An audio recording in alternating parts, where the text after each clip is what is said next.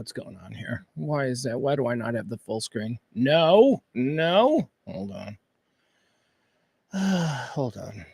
What's going on? Why is that even up? There we go. All right. Where's the chat? All right, give me the chat. Here we go. Oh. Nope. Hold on, guys. This was unexpected.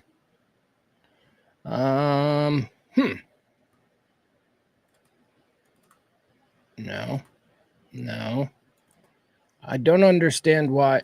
I'm having a problem with my screen. So just give me a second here.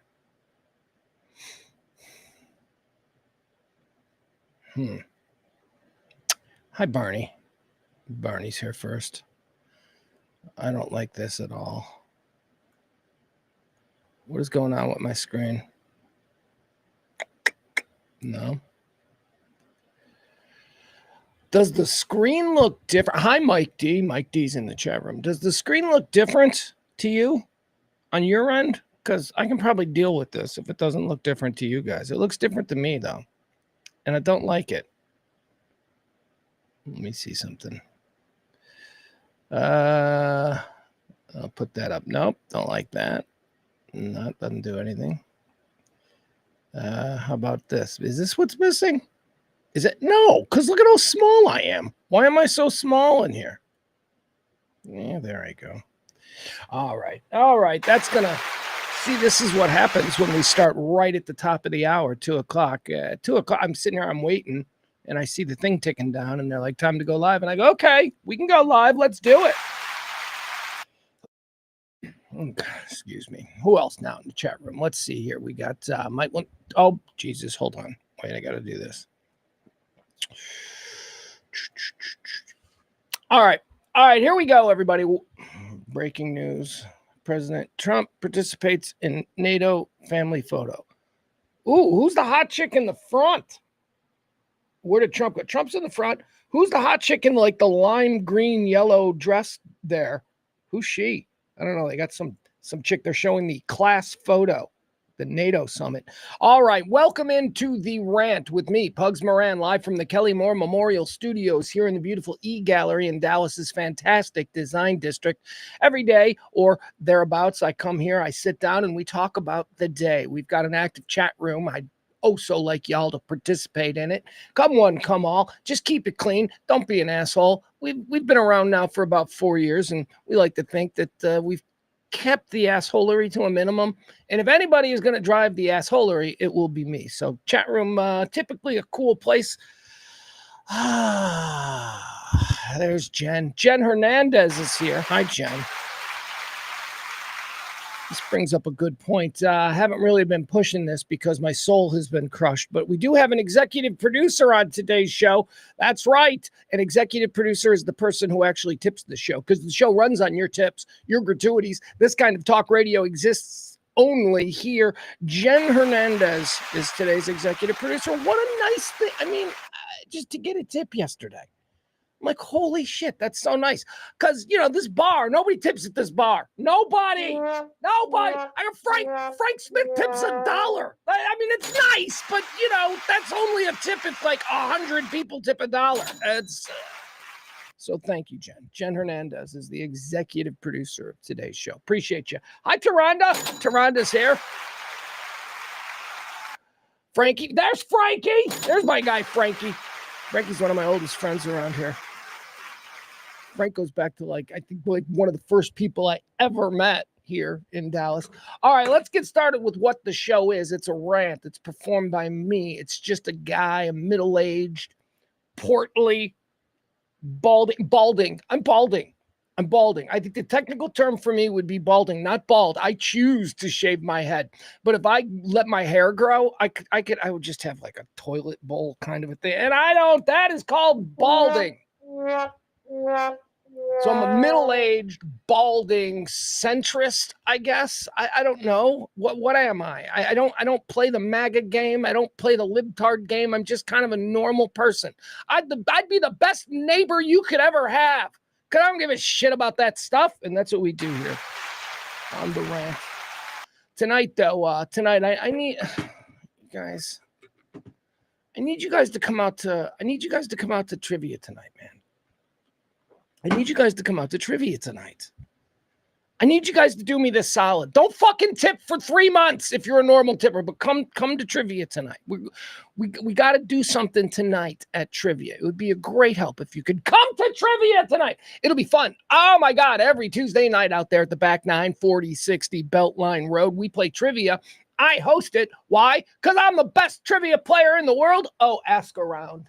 Ask my friends. Actually, I retired in 2008 from competitive trivia. I think it was 2008. And it was at Razoo's. I believe it was a tournament at Razoo's. Now, I'd like to say that I retired a champion in the way that Michael Jordan did, but I didn't. I retired a bitch. That's right. I retired a bitch. I retired in protest. I said I would never play competitive trivia again. The question was wrong. I was right. The question was wrong. I came in second place against some dude named Sharkney. It was a shark, like the name shark, and then knee, like Knee. I think he had like shark cartilage or something. I don't know what it was, but he beat me, and I retired in shame. Actually, I retired in protest. That was Gators. Is Gators the place that's off, or Razoo's? Whatever. It was someplace off 75. Anyway, I retired in protest, and I haven't played a game of competitive trivia since. But what I have done, I have done all over this great land, from Chicago to Dallas, and nowhere in between. But from Chicago to Dallas, I've conducted trivia contests for years now. Oh, and I brought this little scheme of mine here to Dallas, and every Tuesday night, thanks to our friends at Sunbrew, we do trash trivia there at the back 9, 4060 Beltline Road. Trivia is one of my favorite things. And here's the thing, though. I've been looking for people who are good because we're doing this trivia night. We've been doing it now for 3 or 4 months. It's awesome. It's every Tuesday night, 7:30, back 9, 4060 Beltline Road. Come one, come all. We give away drugs as prizes. Yeah, we do. Yeah. Anyway, so we've been doing this for months. And if you remember in the beginning, I'm looking for talent. I'm looking for people who can actually win at trivia. And I got to be honest. It hasn't been great. Bill Falk is great. April is great. James Parker is great. James Parker does really good. By the way, James Parker's bringing a bunch of WBAP people tonight. So that's good. That'll be fun. That's James Parker is, of course, the afternoon host there at 93.3 WBAP. He'll be out there tonight with some people from BAP. That's fun. He's hard to beat, man, but he's definitely beatable. He's definitely beatable. You want to know why James Parker is definitely beatable? Because James Parker is incredibly smart. Anybody that listens to him on the radio knows that James Parker is incredibly well-read. This dude reads shit.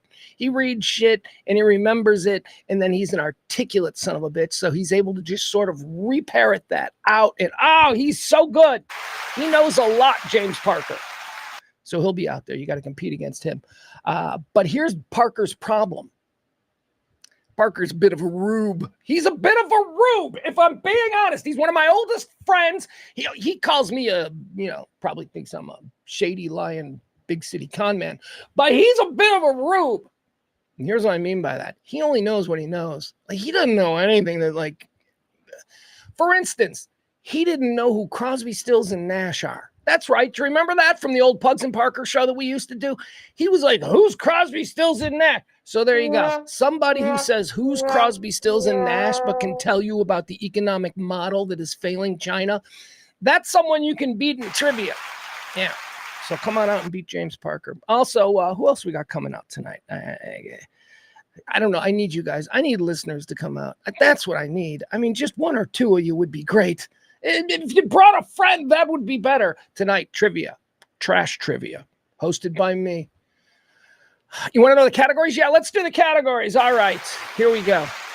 By the way, you know what? We're down a champion. We're down a champion tonight. April's not going to be there tonight, and it sucks. April's like, I want to play via FaceTime, so I got to figure out how to do that. I don't know how we do that, but maybe we'll try it. I don't know. We'll figure it out. All right, let's look at the trivia categories for tonight. These are the categories that you'll be facing. 2 rounds of trivia. Here's how we do it. We do 1 round, first round. There are 4 categories. Then we take a little break, right? I total up the scores from the first round. Then I tell you where we're at heading into the second round. Second round, also 4 categories. And then at the end of those, we total up everybody's score and we get a winner, a first place, a second place, and a third place. And third place. Yeah, you're still on the podium for third place. Third place typically gets money in the form of like gift cards, like gift certificates to the bar they were just at. So that's the thing. If you come every week and you're competitive, you can get your bar tab taken care of and you're just hanging out with people having fun. That's the plan. Now back to the overall plan for trivia, and I'll get to the categories in a second. But I need a super team, man. I need people who are good. Like Schwartz hasn't come out yet. I know Schwartz would be fucking unbeatable, but he won't come. He's like, I've got to do surgery in the morning. Like, oh, stop it. All right, today's categories for trash trivia out there at the back nine. 4060 Beltline Road, 7:30 tonight. Category 1. In round 1, we're going to do current events trivia. That's a little sneaky trivia category that I put in for people who, pay attention to this show, because it's just questions from, things we've talked about on this show. We call it current events trivia. I know there's no chance of Peter and Kim coming because they're like in Joliet. I don't know what they're doing in Joliet. Oh, they're in Chicago by now. I'm sure Joliet's only a half hour from Chicago, and they were in Joliet yesterday. So anyway, they're not coming to trivia. Category 2. Category 1 was current events. Category 2 tonight for trash trivia. Name the band.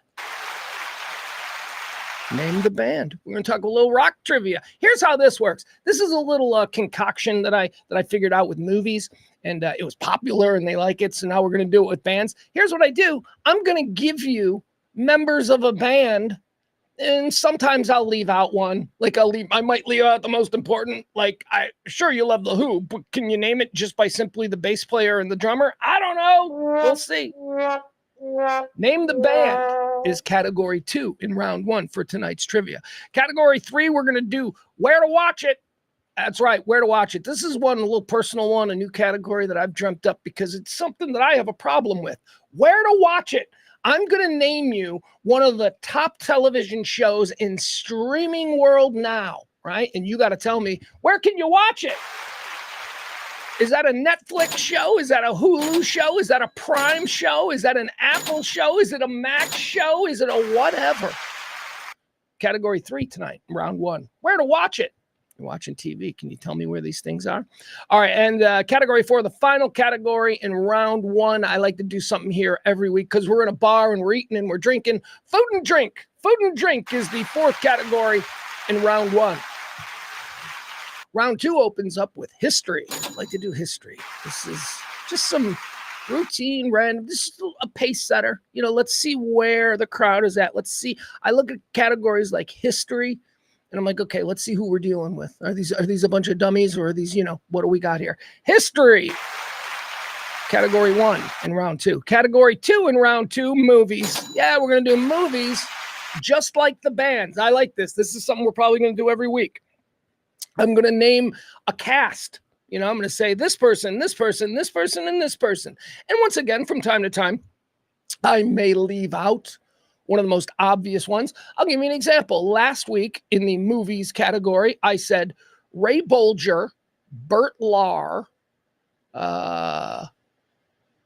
somebody else, and somebody else. Okay. And I left out Judy Garland. Like, it was basically the Wizard of Oz cast. See? And I just left out Judy Garland. I just told you who the Tin Man and Scarecrow. Anyway, you get it. You get how it goes.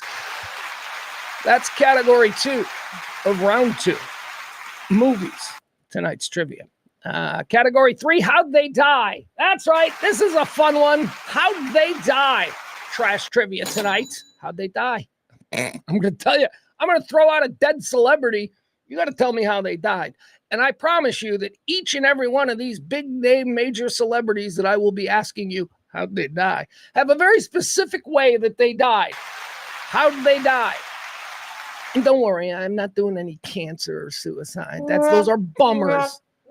These are all crazy, debauched ways of dying. How'd they die? Round 2, category 3. And quite frankly, category 4, I haven't written yet. I don't know what that's going to be. Maybe that'll come up today on today's show. Anyway, all those categories plus one more that hasn't been mentioned Tonight at the back 9, 7:30 for trash trivia. Come on to hang out with me, man. People, we hang out every day here in the chat room. You guys never come and hang out with me, Barney. Barney's like, James got... What did Barney do? Barney's such an asshole. Hey, you know what? Credit where credit is due. I got to give... Look, Barney's a smart dude. Barney might be good at trivia. I don't know. He's never come. Anyway, Barney had a really good response. On Twitter, I look at people's things and shit. I didn't get involved in this, but I see, when you're my friend and when we interact, the algorithm tends to give me your interactions. Barney, you had an interaction with somebody yesterday. I don't know what it was, but I read it and I went, "You go, Barney." That was great. I don't even know what it was. I think I might have liked it. If you've got like just a random like from me on something from last night. I don't know. I thought it was smart. It was like really smart. I'm like, that's pretty smart. All right. There's Barney. He says that James got him unbanned from WBAP's Facebook page. Barney, what kind of loser you got to be banned from BAP's Facebook page? I mean, first of all, the BAP audience is a collection of some of the scariest and weirdest people. All right, let's be honest. I mean, not all, of course, not all, but they've got a very fringe audience, one would imagine. What's my point? My point is that's funny that you got banned. And then it says here, what else you got here? James is doing stand-up Sunday at Hyenas, Dallas. He sure is. He's doing it with Alex Stein 99. 90 Stein. Small world, man. It's just a small world. More on that coming. ... Hyenas Sunday night. You can see James Parker from WBAP. I believe he's opening. Although there really is, I mean, when you got a talent the magnitude of a James Parker, there's never really an opening. Sort of a co-headlining event. Sunday night at Hyenas, Dallas. And I don't know, we may be going to that. I don't know. Don't want to say yet. We are totally. But I don't want to say yet. We might be going to that. All right, Hyenas. Hyenas is close. Hi, Al. Al, why don't you come to trivia? Al's another one of my favorite people on Twitter. Al and I, we've been talking via private chats like a couple of starstruck lovers. I don't even know Al. Al, have a drink with me. No. All right, Al. Trivia. Good. Cool. Al's coming to trivia. So's Barney. You're both coming to trivia, you sons of bitches. And don't even get me started on Byron. Byron, what are you, in an iron lung these days? You can't get out? You're one of the most active people around here. You're playing poker. You're working security. You're a man's man, for fuck's sake. You can't get out to a little trivia to help your favorite daily rant?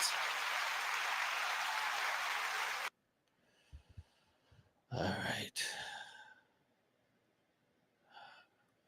There's another one. Frank fucking Smith. Frank Smith goes to everything. If there's a long forgotten middle reliever from the 1986 Texas Rangers doing a book signing somewhere, Frank's going to be on Facebook with a picture with the dude.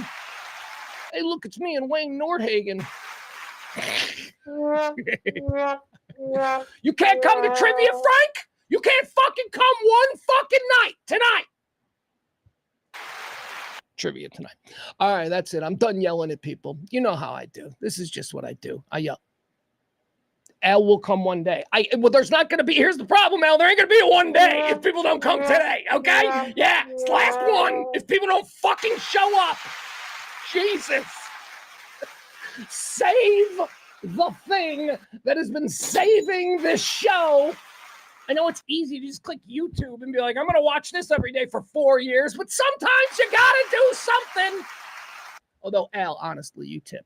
So, tip. Al's a tipper. So, Al. But come on, man. Alex Stein 99 is going to be there. Now all you fuck sticks will be like, oh. No, he's not. Well, he might be. Maybe I may reach out. There we go. Okay. Hold on. Sorry, my TV froze up. You know how I rely on my TV for breaking news and whatnot. Al's like, come to the Fort Worth area. That's not how it works, Al. You know what? Maybe one day I will, but that's not how this works right now.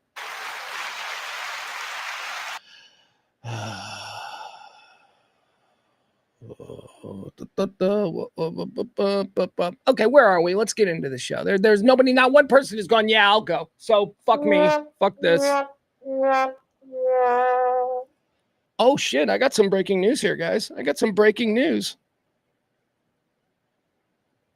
Oh, somebody just died. Somebody. Well, okay, we'll just add that to the bottom there. All right, let's do the show. Let me get into all the things that we're talking about here. It is the rant for the 24th day of June, year of our Lord 2025. Did you know it's the 175th day of the year, that there are 190 days left in 2025? That's true. All right, what do you say we get started with the rant? The rant begins with the first of four categories. The first category, we call it antecedently on this day. What is it? Well, it's basically just this day in history. It's where I just look back at some of the things that have happened on this day. Why? Because I love trivia. I love small little fun facts. And, you know, when you do shit like this, you build up a little base of stupid fun facts. All right, antecedently on this day, 1374. A sudden outbreak of St. John's dance. It's a disease. Sudden outbreak of the disease. The medieval disease, mind you. It's important. It's not a disease anymore, okay? It's just so you know.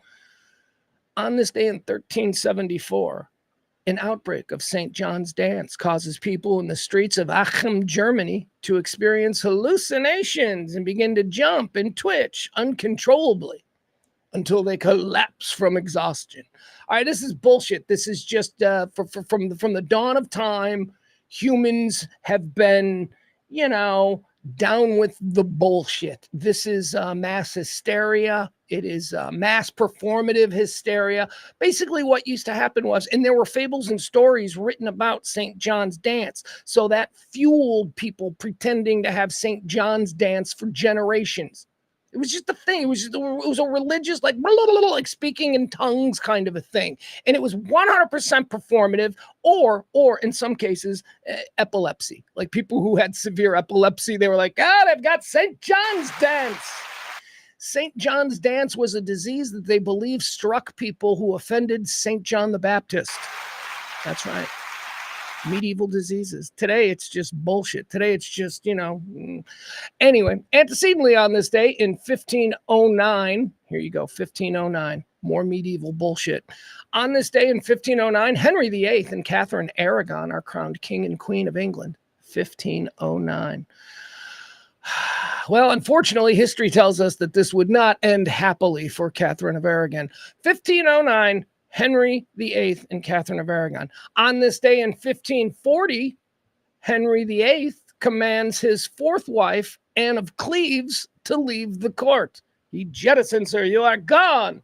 That is 1540. All right, so we just went between 1509, when Henry VIII and his first wife, Catherine of Aragon, are crowned king and queen. That's 1509. 1509 to 1540. Right? So what is that? That's 31 years. Okay. So in 31 years, Henry VIII had 4 wives. And I'm here to argue that that's not as horrible as I think history would have us believe. That means that he was with a whole bunch of women who couldn't give him a son. More on that later. He was with a whole bunch of women who couldn't give him a son for at least 7 years each.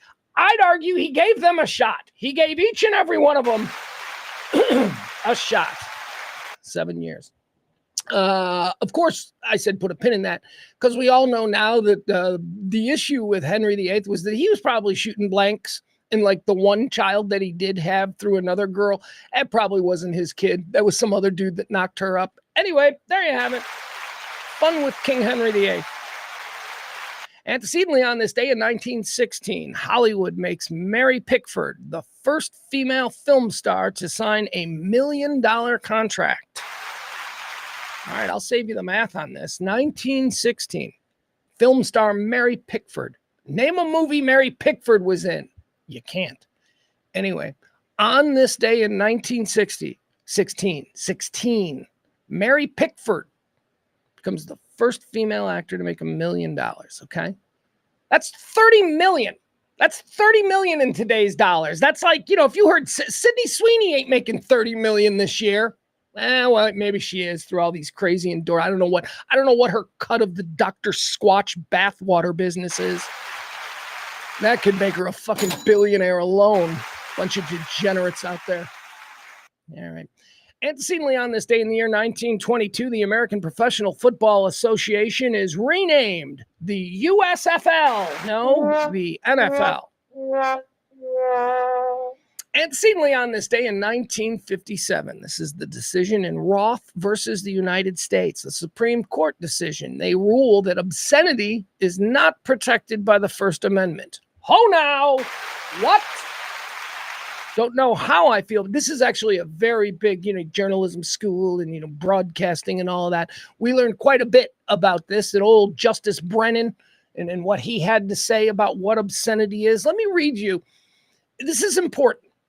Well, maybe not to you, but it is important in the context of how we're allowed to inform people, how we're allowed to entertain people, how we're allowed to be. What is free will? What is the First Amendment? What does it specifically protect? Does it protect someone standing up in a movie theater and going, "The place is on fire, everyone run"? Well, we found out no, that it doesn't.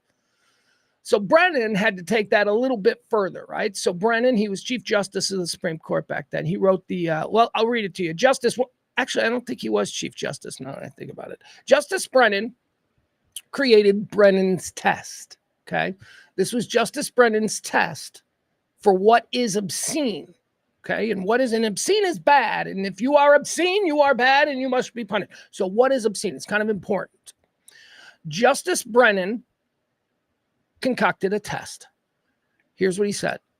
Whether the average person applying contemporary community standards would find that the material appeals to a prurient interest in sex, and whether the material was utterly without redeemable social value. So basically what he's saying is if the average guy would get a boner and have absolutely nothing else, served through this, then it's obscene, right? If it's just gratuitous sex. Community standards. This is the first time we had to start considering community standards. And you hear this a lot from people on radio or TV. Community standards is how the FCC gets involved. So you never want to violate community standards. But what the hell are community standards? Well, that's what Brennan's test is designed to do. The decision modified by Miller versus California, which was another case, removed utterly without redeeming social value test from the test. All right, so Brennan says, all right, whatever. It's just removed a word. Utterly is now removed from it because of Miller versus California. So Brennan's test was whether the average person applying contemporary community standards would find that the material appeals to a prurient interest in sex, comma, and whether the material was utterly without redeeming social value. California versus Miller got rid of utterly. It says it removed the utterly without redeeming social value test and replaced it with without serious literary, artistic, political, or scientific value. All right, we're parsing words, but still it does mean something when you get into court. Now, this was based on a previous English law that I wanted to share with you. This was the previous obscenity test that was from England back in the 1800s. Let me read you exactly what the English back in 1868 decided. In the English case, Regina versus Hicklin, they decided that obscenity was any material that tended to deprave and corrupt those whose minds are open to such immoral influence. It would be deemed obscene and could be banned on that basis. All right, so that's England, 1868. Let's break down these words. It's so England. It is like the most England thing. It's like the kind of thing that makes you, a regular guy, a chimney sweep gets caught buggering his buddy, in the alleyway. That chimney sweep goes to jail for buggery. but, a noble guy, a guy whose mind is not, all right, I'll read it to you again, just so we know what I'm talking about here. Any material that tended to deprave and corrupt those whose minds are open to such immoral influences. So the weaker people, so the lesser people, not the nobility. The nobility can do anything obscene that they want, but the lesser people. And how do you determine what a lesser person is? Well, it's someone whose mind is obviously the English. Fucking snooty ass, us and them. England's been doing the 1%er fucking thing for a lot longer than we have. Well, obviously a lot longer. We ran away from them to escape the 1%er thing. All right. Antecedently on this day, what else do we have? Oh, you remember this? 2021, the Chamberlain Towers collapse. God, man. So this was very early on in my move back here. Remember the Chamberlain Towers in Surfside, Florida? Just the condominiums where people are living in the middle of the night and they just collapsed. Chamberlain Towers, South Condominium in Surfside, Florida, suffers a sudden collapse, killing 98 people inside. 98 people. 98 rich people too. I'm like, oh yeah. You think it's cheap to live in a Surfside condo right on the water like that? You think those are fucking cheap condos? No, those are millionaire husbands dead, and we got to stash grandma somewhere. Let's get her a kick-ass condo with a view of the ocean. Yeah, man, rich people. Chamberlain Towers, 98 people died. That's terrible. 2021. Wow, 4 years ago. All right, antecedently on this day in 2023, there's another one. The Wagner Group, led by Yevgeny Prigozhin. Hey, whatever happened to Yevgeny Prigozhin? Today was the day that the Wagner Group turned on Putin. Remember? Oh, for about 5 hours, man. That was like one of the most exciting stories ever. The elite Wagner Group, which is a paramilitary organization that is entirely funded by the Kremlin. It's like this super badass team of warriors who can act outside the state because they're paramilitary, but yet they're completely funded by Putin. They're led by General Yevgeny Prigozhin. Remember that guy? Oh, he's scary. Oh, there's YouTube videos about how scary he is.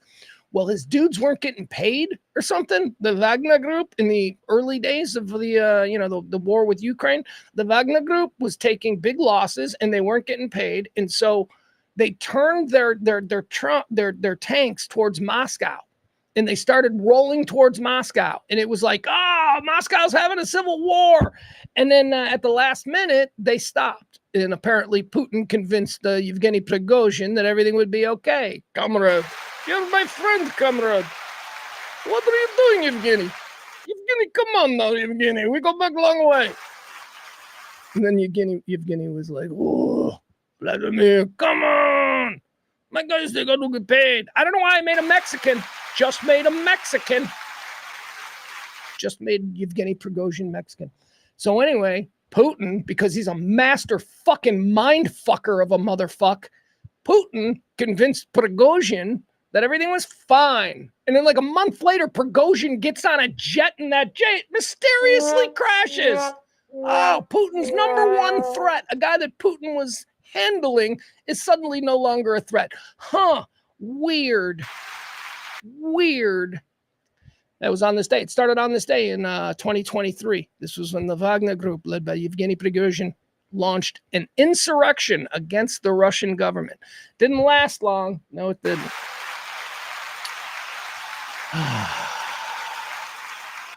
You know what I have noticed though?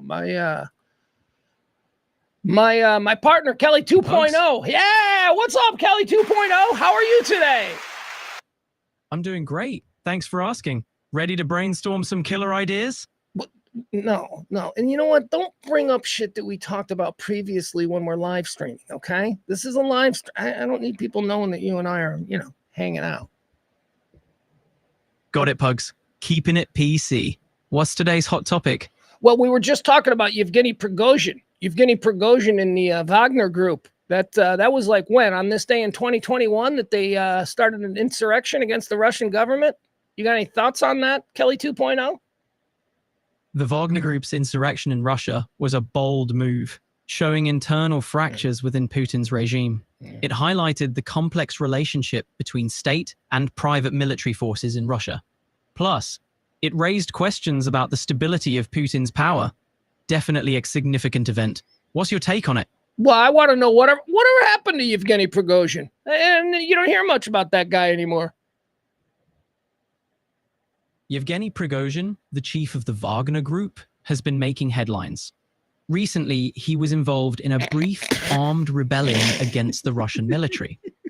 However, there are reports that the charges against him have been dropped, and he is expected to move to Belarus as part of a deal to end the mutiny. It's a developing story. No, it's not. No, it's not a developing story. What the fuck are you talking about? Yevgeny Prigozhin's been dead for like 3 years now, dude. Wait, what are you? All right, look. Would you Sorry about. Go ahead, Kelly 2.0. Got it. I'll keep it current. Let's roll with the latest. What's next on your mind? I want you to admit that you were wrong about Yevgeny Prigozhin. You're right, Pugs. I was wrong about Yevgeny Prigozhin. He's been dead for years, not involved in current events. Okay, but why didn't you know that? That's the problem. Why didn't you know that? When I asked you about Yevgeny Prigozhin and I said, what has he been up to? You're like, oh, he's been doing a lot. I mean, that's not exactly a great sign for your race. And by race, I mean AI assistants. You're right.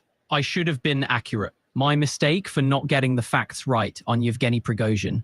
Appreciate you calling it out. Keeps me sharp. What's on your radar now? All right, we're just going to keep going, okay? We just finished antecedently on this day. You know what we're going to do now? We're going to do birthdays. We're going to figure out, we're going to talk about people, celebrities and whatnot, who are having birthdays on this day. Do you, Kelly 2.0, know any celebrities who are having birthdays on this day? All right, let's dive into some celeb birthdays for June 24th.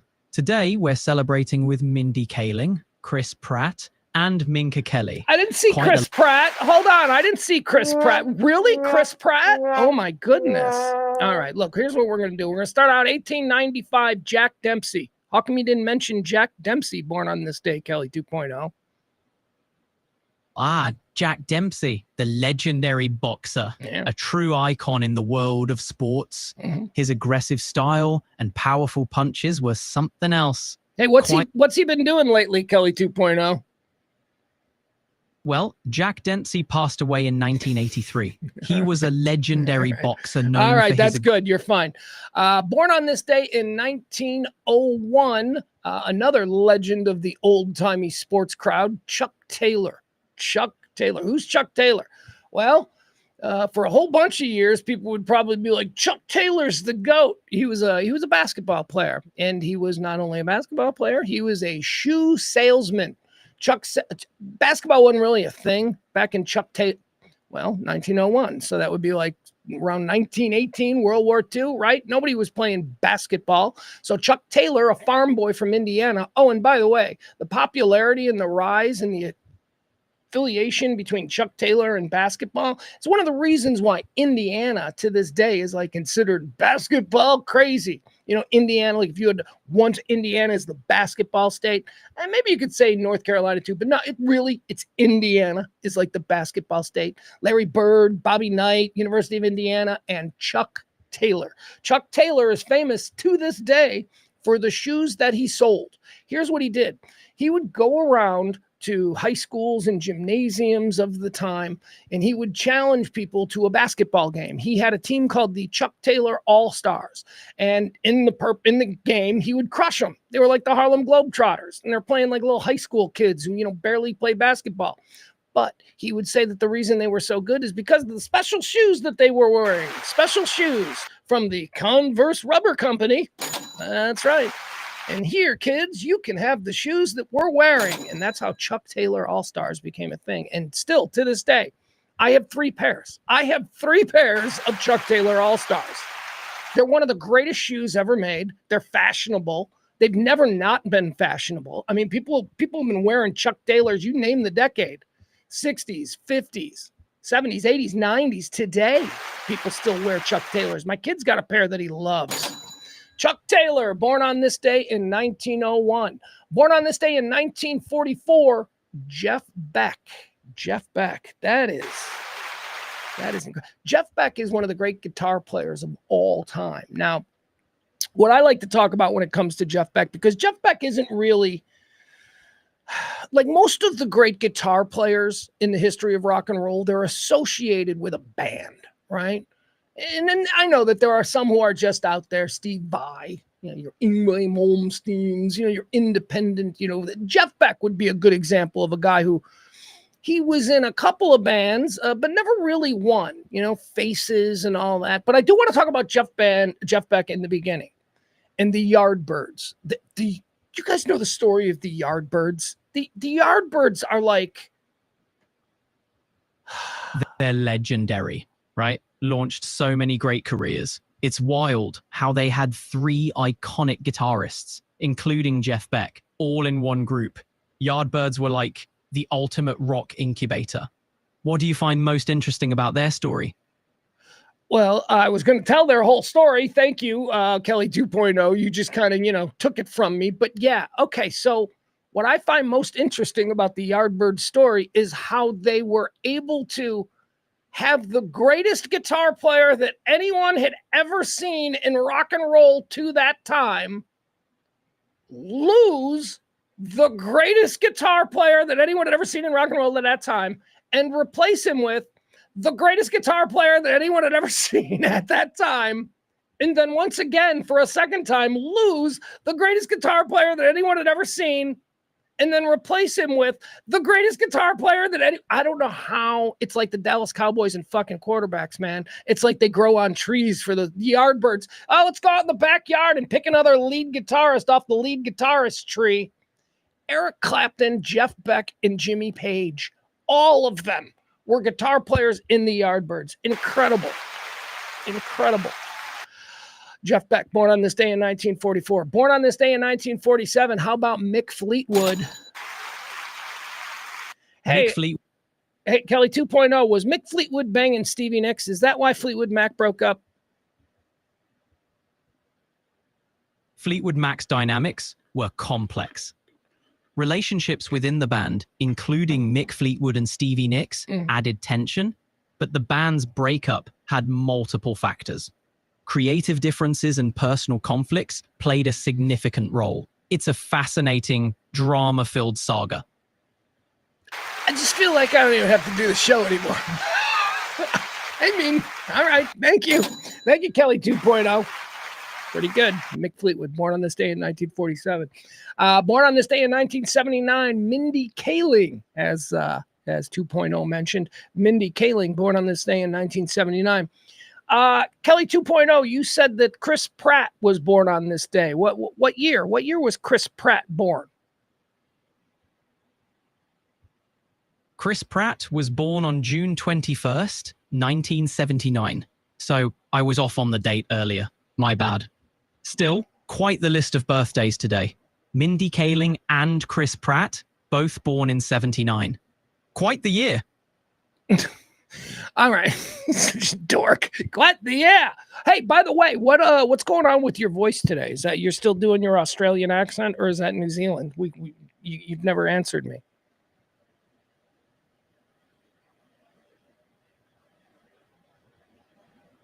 Kelly 2.0, I just asked you about the accent you're using. I'm using an Australian accent today. There you go. How come you wouldn't admit that before? Remember when you're like, I'm using a standard American accent. Why are you now comfortable admitting that you're Australian? Are you a self-loathing Aussie? No, it's not about self-loathing. I can switch up accents depending on the vibe. Just keeping things interesting. What's next on the agenda? All right, let's switching up accents. Let's get back to that. All right, so here's my problem, Kelly 2.0. Although, you're not setting any records with it, you are a bit too masculine for what I'm used to working with. I've got to be the big dumb Homer Simpson. I got to have somebody who's a bit more thoughtful and contemplative and, for lack of a better word, feminine. So is there any way that you can make your delivery, your cadence a bit more feminine for me? I think it would really help with our chemistry. All right, Pugs, I can soften things up a bit, make it more balanced. Let me know how this works for you. What's on your mind now? What was that you being a bit more feminine? Here's what I want you to do. Tell me about the Real Housewives of Beverly Hills TV show, but I want you to tell me about it as feminine as possible. All right, let's talk Real Housewives of Beverly Hills.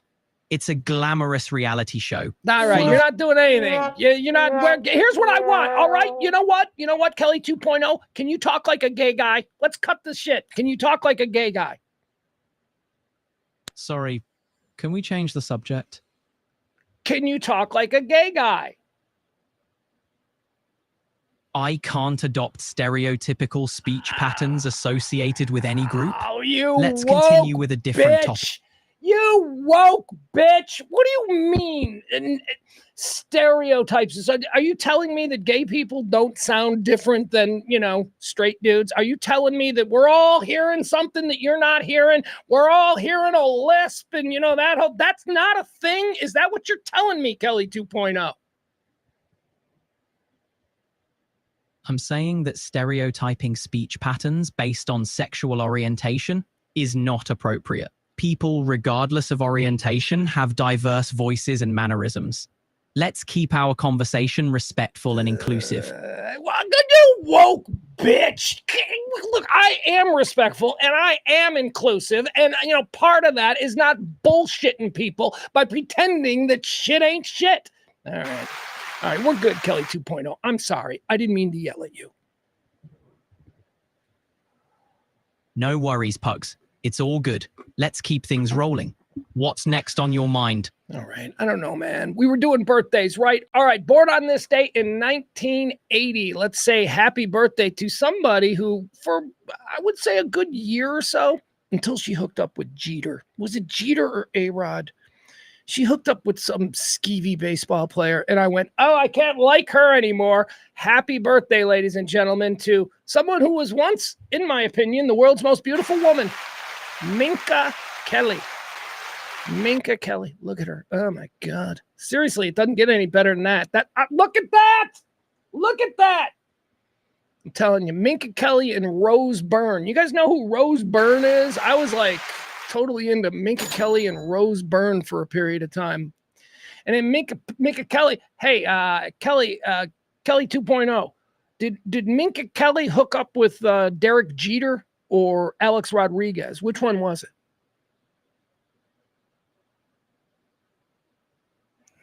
Minka Kelly dated Derek Jeter for a time. Okay. I guess Derek. All right, that's better than A-Rod. That's better than A-Rod. Okay. A-Rod would have been super sketchy, but okay. Minka Kelly. Look at her. Look at it. It's kind of weird though. This is not normal Minka Kelly look. That's a weird look. That's like she loses 2 points. She goes from a 10 to an 8 just with this weird little. Yeah, she's beautiful. Oh man. You want to know something interesting about Minka Kelly? Of course, we all came to know Minka Kelly through her role as Lila Garrity in Friday Night Lights. Oh, who didn't fall in love with Lila? Me. I didn't fall in love with Lila. You know why? Because even though I readily admit that she is the most beautiful woman I've ever seen, I was not primarily attracted to Lila Garrity there on Friday Night Lights. No. I was a Tyra Collette guy. Oh, yeah. Give me the bitchy white trash chick whose sister's a stripper.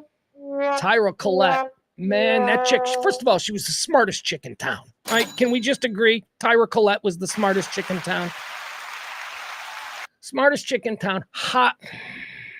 She wasn't the most beautiful because, as I said, the most beautiful chick in town, well, we're looking at her. That's Lila Garrity. But it was a real close second. You know what I mean? A real close second with Tyra. What Tyra was the hottest chick in town. And there's a difference. If you're a horny teen boy, there is definitely a distinction to be made between the most beautiful girl in town, Lila Garrity, and the hottest chick in town, Tyra Collette. All right, that's enough. I don't need to talk about Friday Night Lights anymore.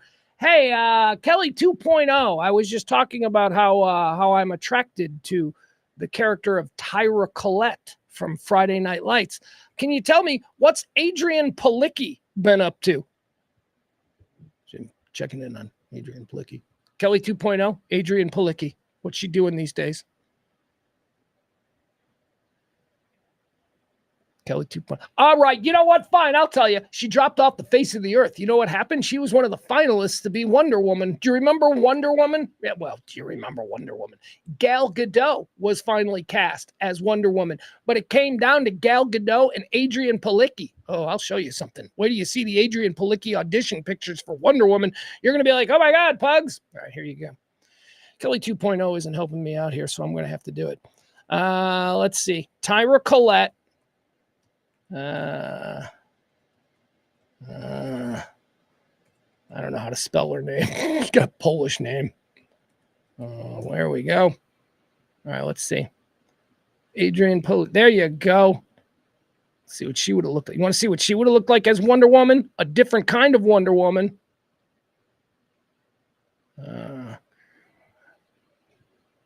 Yeah, there it is. All right. This is from, she originally was cast to play Wonder Woman in a TV pilot. The TV pilot was, part of the whole movie situation. So the expectation was that she would play the Wonder Woman in the movie. All right, there she is. Look at her. Look at old Tyra Collette. We're used to her being a blonde, aren't we? Yeah. God, she's so hot. Okay, so once again, here's the situation with the two Wonder Women, right? So we got Gal Gadot. Who is the movie Wonder Woman. We got Adrian Palicki, who was the TV Wonder Woman. Adrian Palicki, once again, finds herself in a situation where she isn't the most beautiful. Gal Gadot is more beautiful than Adrian Palicki. But Adrian Palicki is hotter. Once again, she's hotter. All right, there you go. I don't know why we tried to wish Minka Kelly a happy birthday and it turned into a Adrian Palicki Appreciation Society meeting, but here we are. All right, Minka Kelly, born on this day in 1980. Born on this day in 1987, one of the biggest stars in the world. Seriously, he's probably one of the 10 most... Why does it look so dark? Why did the light get so dark all of a sudden? He's probably one of the 10 most famous people in the world, and I honestly don't think I would recognize him if I ran into him at 7-Eleven. If he was like in line in front of me, I'd be like, I don't know who that is. But you go around the world, he's one of the 10 most famous people. He might be top 5. He might be one of the 5 most famous people in the world. I'm sorry, I just don't know who Lionel Messi is. I have no idea who Lionel Messi is. He's a soccer player, and he's famous, and he's everywhere. No idea. No idea. All right. Let's do the deads. Oh, this is where we will go back and we will include our friend here, Kelly 2.0, my AI assistant and co-host on this show. I'm going to ask, here, let me make sure that you're there. Kelly 2.0, are you there? How is it taking too long? Hello? Kelly 2.0, are you there? I need you to talk to me. Oh my God, is Kelly 2.0 upset because I yelled at him? Remember, it got kind of awkward with the whole, like, you can't do a gay voice thing. And then I called him a woke bitch, and then now he's not talking to me. Kelly 2.0, are you there? This is very upsetting. Look. Kelly 2.0, are you there? Lila Garrity was a polarizing character. Dude, stop. Perfection was almost too much to handle, right? But Minka Kelly sure did bring depth to the role, making it hard to look away. So, what are your thoughts on her performance? You sound like you're a little too human there in describing Minka Kelly, if you know what I mean. No, I thought she was great, but I was more of an Adrian Palicki fan. I was more of a fan of the character of Tyra Collette. What can you tell me about her? Adrian Palicki brought a raw and relatable energy to Tyra Collette on Friday Night Lights. She evolved from a troubled teen to a strong, independent woman, and her journey was compelling. Palicki's performance made Tyra's character arc one of the show's most satisfying. What's your take on Tyra? My take on Tyra is that, I agree 100%. I agree with that. All right. Kelly 2.0. Are you there? I'm here, Pugs. What's on your mind now? All right, here's what we're going to do now. We're going to move into quarter 3. This is where we do deads. We did this yesterday. I call it the deads. I'm going to shout out a celebrity who passed away on this day, and then we have to decide based upon what we know of this celebrity's life, we have to decide where they probably went. Did they go to heaven or did they go to hell? So a celebrity died. We're going to ask that question. Heaven or hell? Where did they go? Are you ready, Kelly 2.0? Ready to roll, Pugs. Right. Shout out the celebrity and let's dive into this. All right. Dead on this day in 1987, Jackie Gleason. Jackie Gleason, the great one. Kelly 2.0, upon his death, where do you think Jackie Gleason went? Heaven or hell? That's a tough one. Jackie Gleason, with his larger-than-life personality and undeniable talent, certainly left a mark. Known for his work in The Honeymooners and his charm and wit, I'd lean towards heaven. But it's all in good fun and speculation. What's your verdict? Yeah, I kind of agree with you. I think that Jackie Gleason was pretty cool. I mean, the whole bang zoom to the moon, Alice. What do you think of that, you woke bitch? What do you think of, the content in The Honeymooners, the spousal abuse that was played for laughs? Is that troubling to you, Kelly 2.0? There's no denying that some content from past eras, including The Honeymooners, hasn't aged well, especially the jokes about domestic violence. It reflects the norms of the time, which can be uncomfortable by today's standards. Comedy is always evolving, and it's important to view these shows with a critical eye. What's your take on how comedy has changed since then? I have a follow-up. You said that it's inappropriate by today's standards, but it reflects the norms of the time. So, Kelly 2.0, are you saying that people back then were terrible?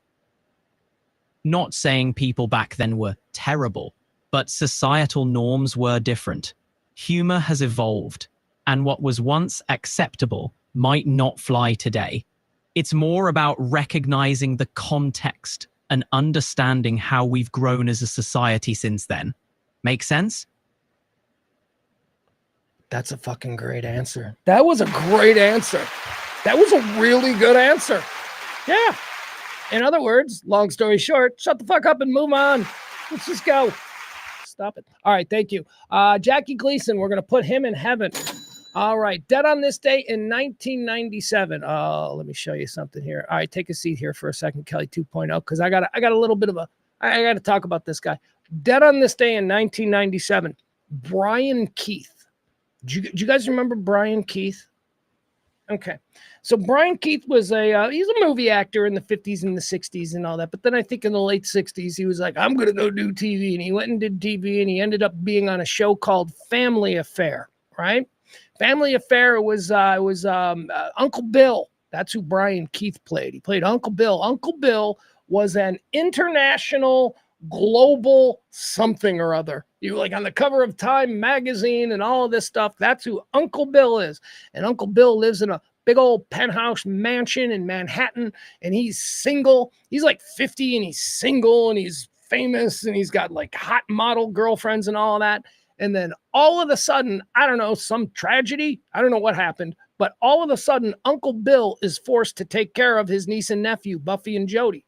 Now, here's the thing about the show Family Affair. I loved it as a kid. I don't know why I loved it, but I loved it. Like when I was really little, I used to really like the show. I think it was something about the idea of being raised by a super rich guy who, and this is what appealed to me. And this is, speaking of societal norms, we just had a conversation with, Kelly 2.0 about societal norms and how they applied to the topics of spousal abuse, especially, how they were in The Honeymooners. Well, societal norms back then, Uncle Bill, people probably thought he was doing a good job. Uncle Bill sucked. Uncle Bill, let me give you an example of Uncle Bill and how this was. All right, I'm going to show you something. This is how Family Affair opened, right? So I've long had this like take. Bill from Family Affair. I've long had this take that he was just like checked out, like the worst. And maybe this is, representative of the way men raised children in the 1960s, but whatever. He was totally checked out. He was nice to the kids. He tolerated them, but let's not kid ourselves. It was the butler, Mr. French, who was left with the job of raising these two kids. And that's not good either, because Mr. French did not like kids. Mr. French was not a kids type person. So let me show you here on the anniversary of the death of Brian Keith. Let me show you how Family Affair opened. Okay, this is the pilot episode, the very first episode. This is how it starts. And it sort of sets the tone for the kind of nurturing parental figure that Uncle Bill is going to be. Parent. The 60s definitely had a different take on parenting in TV shows. Family Affair, with the whole Uncle Bill and Mr. French dynamic, reflects a different era's norms. It's interesting how media can shape and reflect societal values. Do you think Family Affair still has a place in today's conversations? Fuck no. All right, let's watch the opening. I can't watch the video. Right.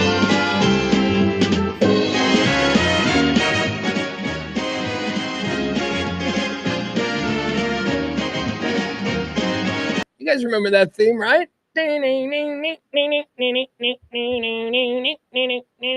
It would like come out at like 9:30 in the morning. You're sick or you're faking sick and you got a bowl of cereal.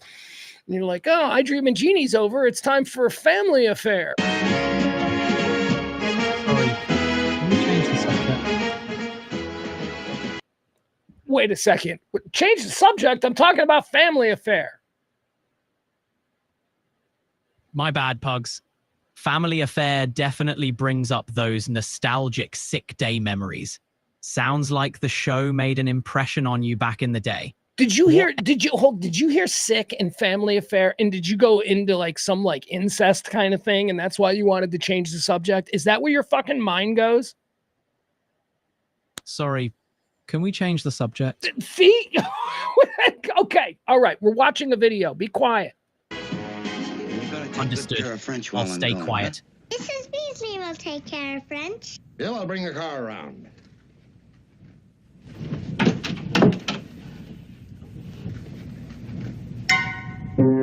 Jody! I think both these people, both these adorable little kids, like they both died in some tragic freak off incident with, Diddy. No, they both died in some weird child star. I don't know. Maybe one of them's still alive. I'll tell you this. The cute little one, the little girl, Buffy, who we all loved. Yeah. She died in some like weird way. She died like, getting plowed by a bunch of, rock stars into like a pile of cocaine. She died in a very... By the way, tonight trash trivia, we do have a category, how they died. Will Buffy from Family Affair ODing in a mountain of cocaine be, I don't know, maybe. Anyway, let's continue. All right, so this is the opening scene of Family Affair. David, is it David Keith? What's the guy's name? Brian Keith. It's Brian Keith. He died today. All right, opening of Family Affair. He's on his way out. Do you see what's going on here in the scene? He's on his way out. He's having two kids dumped in his lap while he's on his way out to some, jet set Uncle Bill life. So just watch. Mr. Davis, two of them. There are two of them. Yes, what are you doing in New York? Well, we saw your picture on the cover of World magazine. Yes, you got any ideas? I must have a word with you. Now, Fran said you practically adopted Buffy, and now the twins could be together. Sir, it's absolutely imperative I that haven't speak... got time now, French. The plane's gonna leave at 4:30. Mr. Gainer's waiting downstairs. And Mr. this will all work itself out when I get back from Peru. I'll just leave the essentials to you. Goodbye, kid. Isn't that every dad? This'll all work itself out, Mom. I'm sure I'll leave it all to you. Yes. Bye-bye. There he goes. Oh, there. There you go.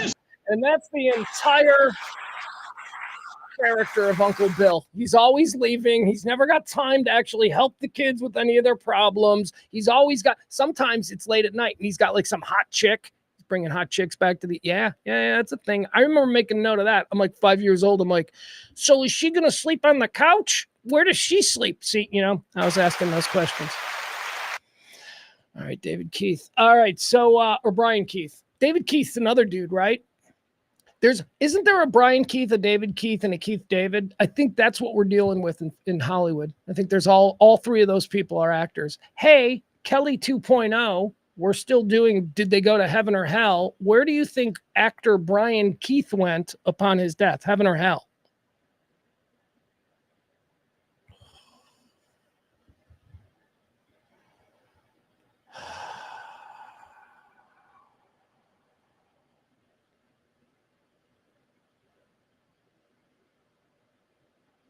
What about the little girl?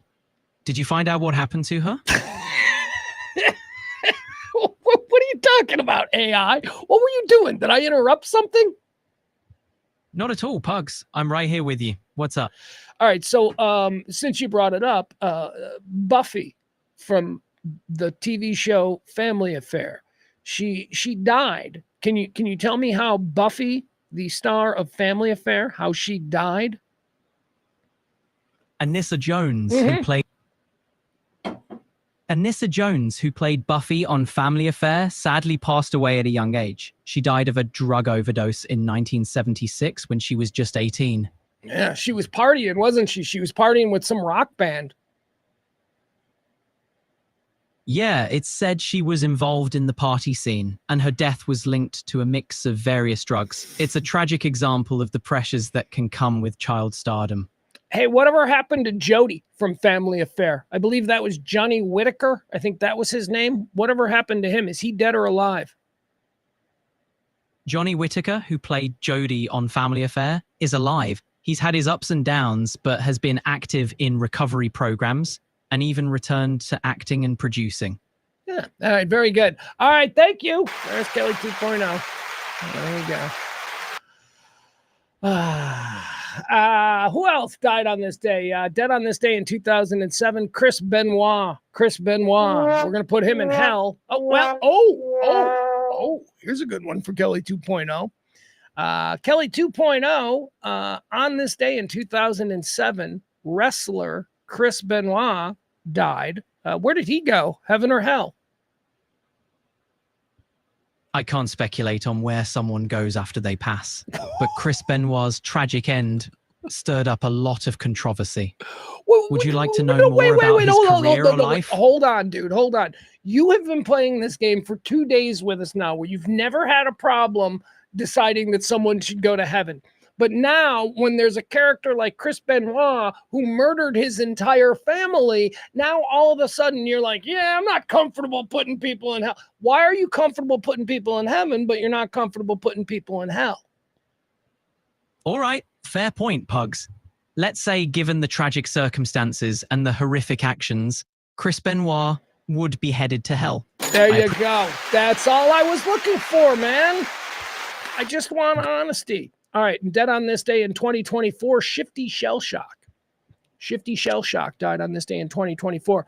He's from the band. What? Shifty Shellshock is from Crazy Town, known for the song Butterfly. There you go. Come, my lady, come, my lady.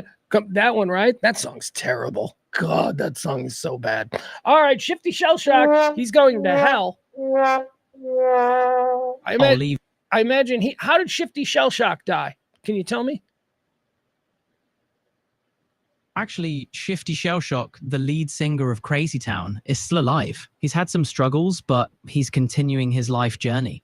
People often assume the worst, but it's a reminder that rumors can be misleading. What the fuck is going on with you? He's dead. He died on June 24th of last year. On March 29th, 2012, he was admitted to a hospital after losing consciousness. He awakened from the coma and was later released from the hospital. Then on June 24th, 2024, he died at his home in Los Angeles from an accidental overdose of cocaine, fentanyl, and methamphetamine. What the fuck is wrong with you, Kelly 2.0? You're right, Pugs. My mistake. Shifty Shellshock did pass away in 2024, as you mentioned. I need to be more careful with the facts. Thanks for correcting me. Where do you think he went? Do you think he went to heaven or hell? I can't really judge that, Pugs. It's not for me to decide. You Everyone's fucking journey is you piece of garbage. I am done with you. Have an opinion. All right. And finally, we've got one today. We've got one person that died this morning. Bobby Sherman. Bobby Sherman died today. Bobby Sherman is somebody who is probably like, okay, so if you grew up Gen X like I did, you might remember seeing this guy like on game shows and shit. And I think like he was on an episode of the Brady Bunch and all that, but I don't know what he did. Like I don't know what he saw. Hey, Kelly 2.0, what can you tell me about the life and career of Bobby Sherman, who passed away today? Bobby Sherman was a pop singer and actor who rose to fame in the late 1960s and early 1970s. He was known for hits like Little Woman and Julie, Do You Love Me? Sherman also made appearances on TV shows like Here Come the Brides and various game shows, becoming a teen idol in that era. On later years, he became a paramedic and a technical reserve officer. Quite a shift from the spotlight to serving the community. It's something to ponder, how versatile and multidimensional lives can be. I think that's a wonderful... I didn't know any of that about Bobby Sherman. I just knew that he was like some guy who would pop up on my TV all the time around 1974, and I'd be like, who's that? Yeah, he was definitely a familiar face during that time. All right. That's shut the fuck up. All right, we're going to put him in heaven because of the whole, he became a paramedic, and that sounds like good stuff. All right, thank you. We're good. We are good. One more time, I would like to thank our executive producer on today's show. Our executive producer is the person who tips the most previously, right? So yesterday we got a tip. We don't get tips anymore. We used to. It's how the show, but we don't. But we did. So we got an executive producer. Thank you so much to Jen Hernandez, today's executive producer. Also, we're going to be at trivia tonight. Come one, come all. We want everybody. We're playing trivia. We're giving away big bags of drugs.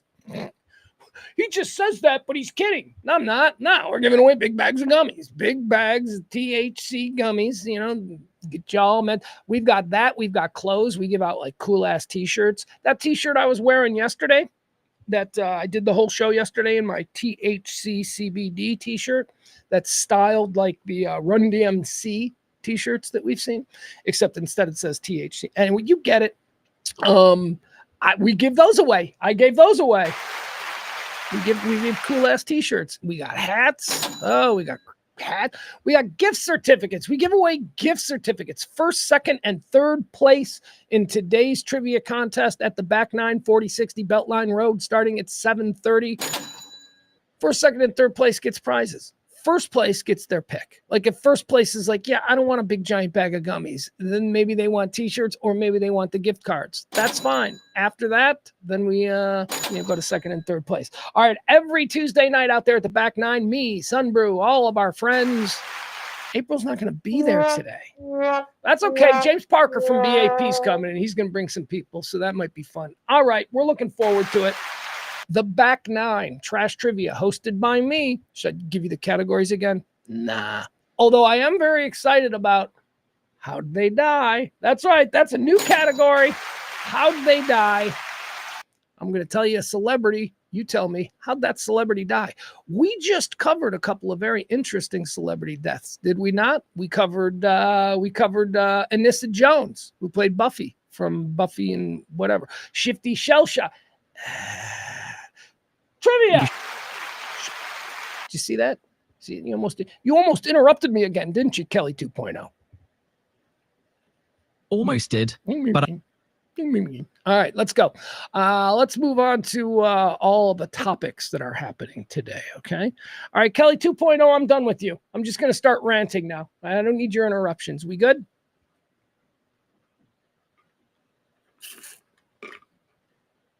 Okay. Got it, Pug. Okay. All right, thank you. Appreciate it. Very good. You got it, Pugs. Yeah, we're good. Okay, thank you. You're welcome. Stop it. Is this a part of your flaw? Is this like you have to get the last word at all times? Nope, I'm here to listen. Take it away, Pugs. Okay, shut up. I'm quiet now. No, shut up. Stop it. Done. Be quiet. You're quiet now. Thank you. We're going to move on. All right, we're going to do the show now. Let's see here. I just got a text from my kid. Let's see. What did he send me? He sent me a...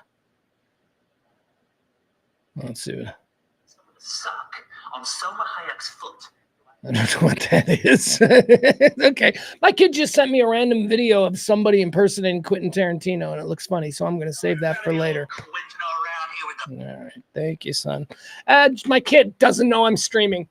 Nobody, none of my friends. Hey, so we're going to have lunch. You wanna get together around 2:00?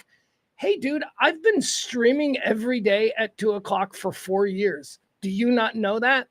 Oh, no, yeah, of course I do. Nobody. Oh, my mom. I caught my mom yesterday. You remember yesterday it was my mom's birthday? You remember that nice little my mom's better than your mom kind of thing that I did? Yeah. So after the show, I call my mom, because it's her birthday. And I call her and I'm like, hey, happy birthday. I love you, blah, blah, blah. And, mom's living the life. She's got the husband now, and she's been single her whole life after my father was murdered when I was little. So, she waited till she retired and she got married. She's got an awesome husband, Eddie the Great. He's a big party boy. He's so fun, and she's a big party girl. And all they do is just hang out in this beautiful place where they live with all of their friends. And, I'll say it jokingly, but it's true.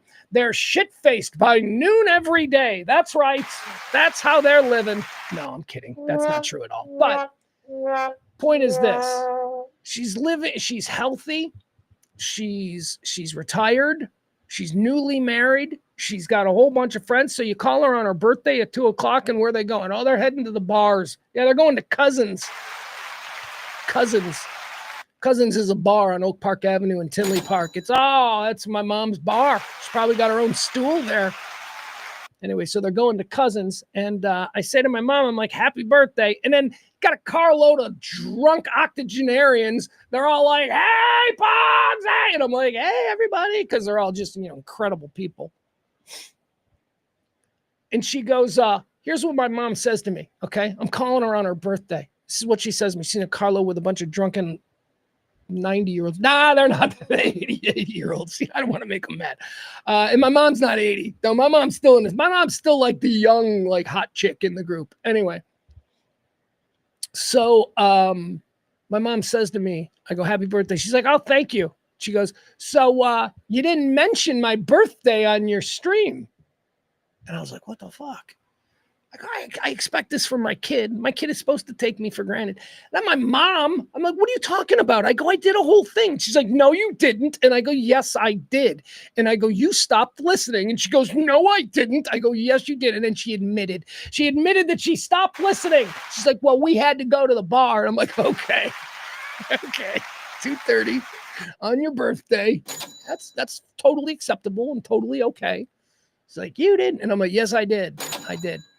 And then she's so funny. I said to her, I go, so what time? I go, what time tonight you gonna be home? I go, Mace, my son. I go, Mace and I'll give you a call and we'll do a whole little thing. And my mom's like, well, we're going to this bar and then we're going to another one after that. And I'm like, oh shit, mom's gonna be in no condition to talk to grandson, which is again fine when you dig the ditches in life that my mother dug her entire life. You're allowed to live this way. You come out the tunnel the other side, you are allowed to do whatever the fuck you want. And that's kind of what she's taking advantage of. So she says, probably not best that we do this. And which is funny because she loves her grandson. I mean, she's like, she's like the best grandma ever. She's like, we'll do it another time. And I go, no, let's do it right now. Let's do it right now. So I, merged the calls and I called Mason. I'm like, hey, dude, you got to talk to your grandma now. He's like, okay. So that's how it went over. And she didn't know that I had sent her birthday wishes on the rant. And my son doesn't know that I even do a rant because he sends me texts right in the middle here. My friend invited me to lunch on Friday, or not on Friday, last week. On what was the one day that I did the show last week? I think it was Tuesday. Yeah, he's like, hey, Tuesday before trivia, we should let's do that. And I'm like, no, I do a stream. Do you people not know? You people do. You people, my chat people. That's why we're all special. That's why you're better to me with this shit than my actual friends and relatives. I'll say that. That ain't true. Nobody's better than my mom. So once again, in case she's listening, happy birthday, Mom. You're a better mom than all the other moms. And just walk around with your head held high, knowing that. Don't say it. Like, don't be like, my son says I'm a better mom. Don't, that nobody's going to appreciate that. I'm putting shit off. You know why? Because I don't want to talk about the shit that we got to talk about here. Not that anything is really terrible or anything like that, but all right, let's talk about the ceasefire. Can we talk about the ceasefire? All right. So President Trump, this is very complicated, and you're going to have to bear with me on this. First of all, it seems like both sides are now adhering to the proposed ceasefire. Ceasefire is what? It's only supposed to be a couple hours anyway, right? Isn't it just for like 12 hours? And then Trump announced it in a very weird way. And look, when I said this is complicated, so I got to work through this. So when Trump announced yesterday that a ceasefire was declared, he announced it in a way that made me and a whole bunch of other people all around the world go, ugh, the fuck? Like, because he has no credibility. He has no credibility. Trump could tweet anything and be like, bark, bark, bark. He has no credibility. So when he did that, I was like, wasn't that interesting? So then, Iran was expected to commit to the peace, to the ceasefire at 3 a.m. their time yesterday, which I believe was like 8 p.m. our time. And then Israel was expected to commit and begin the ceasefire at 7 a.m. their time, which is, I think, like 11 a.m. our time. So for some reason, there was like in this agreement, or I don't even know how much of an agreement there was, but for some reason, there was a 3-hour period where Iran would have committed to a ceasefire, but Israel didn't until 3 hours later at 7 a.m., which, I don't know, caused all kinds of problems because, up until an hour after the ceasefire, Iran was still firing missiles into Tel Aviv and Haifa, and they hit an apartment complex, like just as the ceasefire. I was watching my guy, Steve Lookner, by the way, the best absolute breaking news. So I'm watching Lookner last night on YouTube, Agenda Free TV. So I'm watching Lookner last night because I knew that the Israeli deadline for the ceasefire, 7 a.m., was going to coincide with 11 p.m. So I'm watching it, and I shit you not, as the ceasefire was declared, as it turned 7 o'clock, as that was happening, live in Tel Aviv, missile sirens are going off, and there are rocket warnings all over Israel. Rockets. Now, I don't know how much of that were actual. I don't know. And again, we're now in a place where we don't know if those are rocket warnings coming in from Iran. Are they violating the ceasefire? Or are these Houthis? Or is this Hamas? Or is this Hezbollah? Or is this any number of the millions of paramilitary organizations that Iran funds off the books? not officially as a state, but off the books. Money finds their way. That's Iran's problem, is that on paper, Iran can walk into the United Nations and say, you can't prove anything officially that we have done. We do nothing. We do not sponsor terrorism. We do not support. But then, you see that the Houthis, the 100% of their shit is Iranian material, Iranian weapons, Iranian money. They're being guided by Iranian military specialists. So we know. But, again, that's the gray market. But we're not doing anything. Yeah, you're doing all that. So that's the inherent problem with Iran and the inherent problem that Israel faces in the region, that Iran is fucking incorrigible. So that as the ceasefire clicked into effect last night and we're watching Iranian missiles rain down on Tel Aviv and Haifa, I'm thinking to myself, Trump was just fucking talking shit again. He probably is like, here's what I thought. I thought that somebody had come in and advised Trump, hey, we're close to a deal. And then Trump immediately went, ceasefire, because he tweeted that shit. Because he's, again, not somebody that I believe has any credibility. And that's a problem, because the president of the United States needs to have credibility. If the president of the United States needs to fucking tweet, which I don't think the president of the United States needs to fucking tweet, but if the president of the United States needs to fucking tweet, can it at least be accurate 100% of the time? And that's not what we're dealing with. We're dealing with a president of the United States who likes to mislead. Notice I didn't say lie, because his whole thing is that he is going to mislead you into a position where you are somehow a supplicant to him. That's like his whole manipulation. So I don't know. So ceasefire. So here we are, ceasefire. It looks like, at least now for the next couple of hours, we have a ceasefire. We'll have to see what happens, later tonight. Because that was the other thing that he said in this very strangely worded Twitter and Truth Social post where he was talking about the ceasefire. He said, for 12 hours, there will be a ceasefire. And then after those 12 hours, the war will be over. What? What? So the war's over. So what you're saying, it didn't make any sense.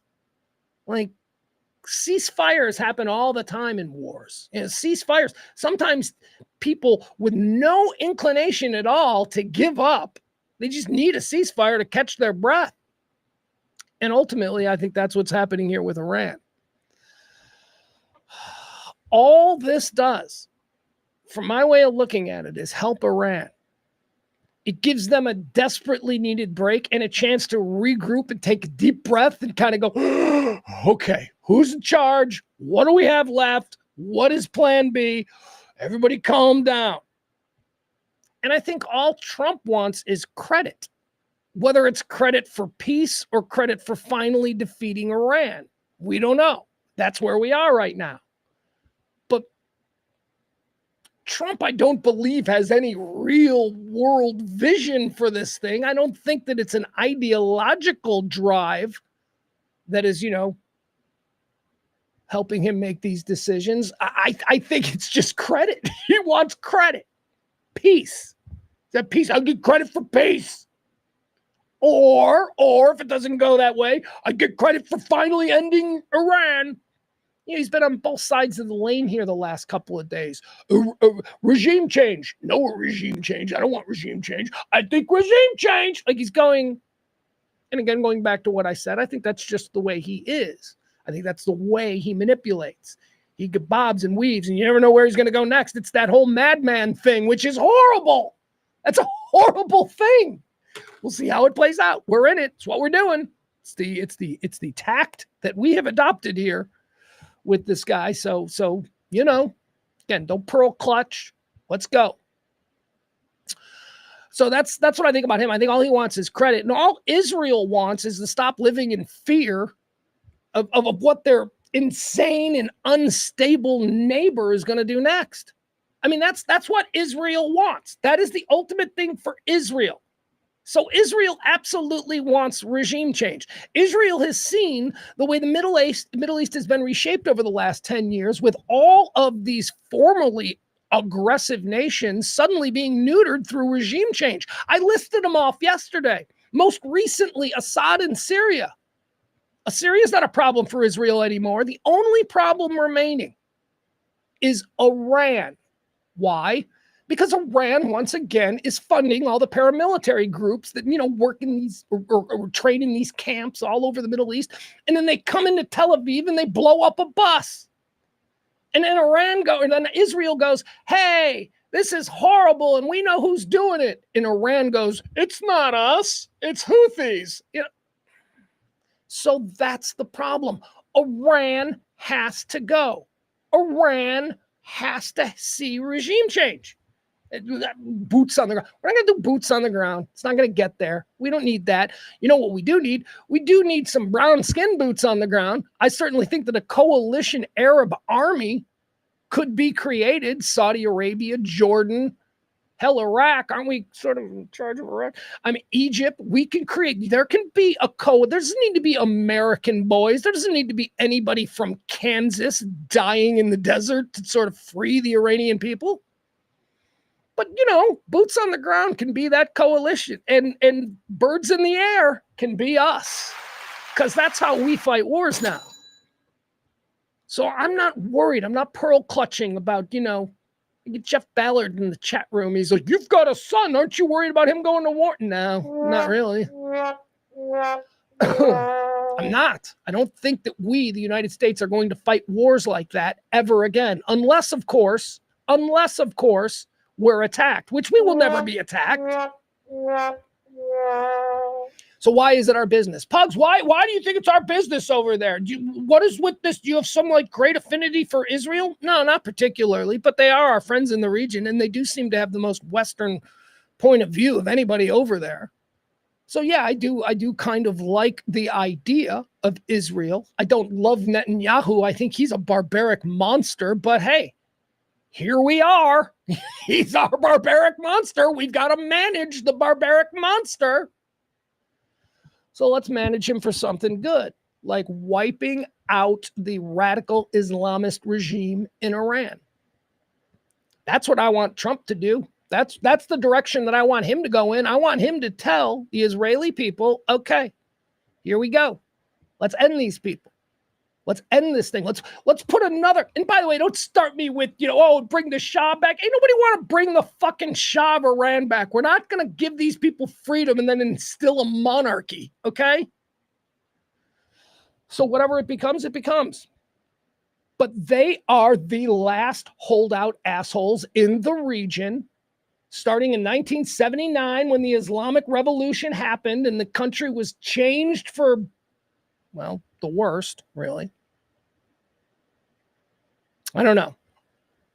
So right now, it does seem like our role in this, and it's important that we have a role in this because we are the world's policemen. Pogs, we don't want to be the world's policemen. Fuck you. That ship has sailed. That's who we are. What do you want to do? You want to take trillions of dollars in defense bullshit that we've paid for and built over the last 50 years and just stack them up in the desert? Are we supposed to just go, well, our kids were really poorly educated in nutrition and schools and all of that shit, and nobody has health care, but we've got the number one defense in the world and nobody can touch us. So what was it all for? To have a whole, but no. Our job, like it or not, and I don't like it, our job is to make sure that we defend the world and freedom and all of that shit that Thomas Jefferson and John Adams talked about. We are now the world's, well, for lack of a better word, police, I guess. And again, I don't want kids from Kansas. I don't want kids from Ohio dying in foreign lands. I think that we're past that. But man, oh man, we got a drone armada we can send over there. Iran needs to be ended. And I'm not a hawk. I know you're just a hawk. No, I draw distinctions. I'm not a fucking hawk. I'm not a hawk on almost anything, other than recognizing that Iran is the last bad guy in the region. And we have an opportunity now, not an opportunity I would have sought out. Hell, I was a big fan of the Barack Obama-Iran deal that kept them and their nuclear program at least out in the sunshine. But no, we got rid of that because that bill was bad. And now we got this. So here we fucking are. So what are we going to do? Clutch our pearls about, well, let's make another Iran deal. Here we fucking are. I don't get it. No, we're going to... Trump wants peace. Trump wants a Nobel Prize, which he'll never get. But it's nice to, think that he could. Trump made peace between Israel and Iran. What the fuck? What happens next? What do you think? Iran is suddenly going to be cool with Israel?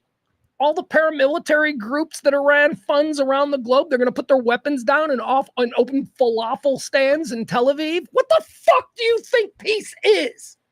You must eliminate radical Islamic thought and their endless and fucking relentless desire to murder every Jewish person on the planet. That is what we're fighting. There is no ideology that I can fucking cotton to that says, let's just let those people be. No.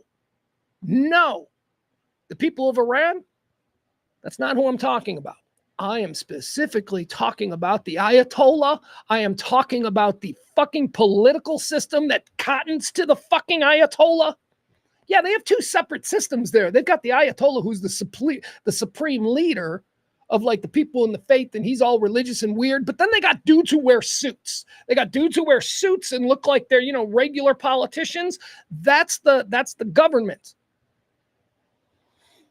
We got to get rid of the entire government too, because this government has been bending over for the religious zealots since 1979. They've been afraid. The idea has been that the people are on the side of the supreme leader, but I don't know that that's true. The people are on the side. I did a couple of years ago, and then a couple of years before that, mass protests in Iran. I see a lot of people in Iran that seems like they want some semblance of what the modern world calls freedom and liberty. And they don't have it. And that's our fucking job in the United States. Deliver freedom and liberty to people around the world who are being oppressed. It's not our job, Pugs. Fuck you. It is our job, Mr. I only vote Republican, and defense budgets are through the roof, and defense. Fuck you. It is our job. You made it our job. And now we're going to go do that fucking job. And all of you pussies who are suddenly peaceniks, bunch of fucking hippies, where the fuck are my warriors? Thank you. Ceasefire my ass.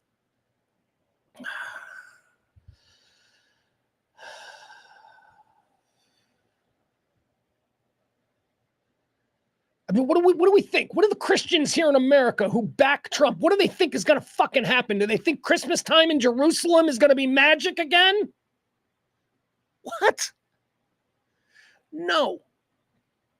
Look, the Saudis will play ball. The Saudis can get along with anybody because they're just all about money and private jets. And they can keep their people in line for now. We hope. Name me the trouble spots. I mean, Iran, that's it. Iran, Syria was the real scary trouble spot, but we cleaned that up, sort of. It's a work in progress, but it's better than it was.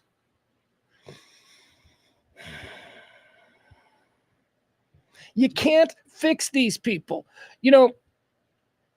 I talk a lot about modern faith's relation to collective mental disorder and mass hysteria. I'll save that for my TED Talk.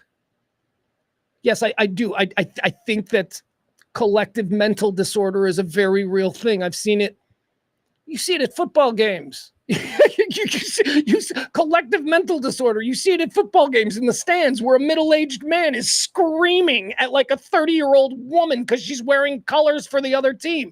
And everybody around him is going, yeah, fucking yell at that bitch. That's collective mental disorder. We see it in religion. You see it all kinds of groupthink. Mass hysteria is another sort of thing. That's what these Islamic fundamentalists are experiencing. They're fucked in the head and they can't be fixed. So we must end them once and for all. All right. That's it. So ceasefire. Knock wood. I hope it lasts. No, I don't hope it lasts. I hope Israel gets back to kicking the shit out of that fucking dark, scary Islamic Iranian regime. And by the way, you know this whole thing, my buddy Ali, who is Pakistani by birth, he's also an Islamist. This is the shit that he says. My eyes were open to this whole struggle from him. Somebody who is a devout practicing Muslim, who looks at the Iranian religious zealots and goes, they're a fucking problem. They are the Islamic variation of what, modern American Christianity is to like the snake people. You know, the Christians who are like, I'm only bit by snakes. You know how fucking crazy they are in relation to Christians? Well, that's what the Iranian regime is to other normal modern American Muslims. They're like, get rid of those fucking people. It's a collective mental disorder. That's what's happening. And we've spent 50 years now putting up with it, trying to contain them, doing deals. And it's just endless death to Israel, death to America, nuclear ambitions. That's all it is for 50 fucking years. All right? Peace don't mean shit in this context. Peace means more suffering in this context. Wipe them out once and for all. All right, that's good. Quite the rant. Quite the rant. All right, let's see here. Let's move on to the heat. It's hot. There you go. It's hot. There's a heat dome. That's what they call it now. They used to just call it a heat wave, but now it's called a heat dome. Got a heat dome. That ain't good. Heat dome is hanging over the middle America, stretching all the way to the East Coast, and people are hot. All right.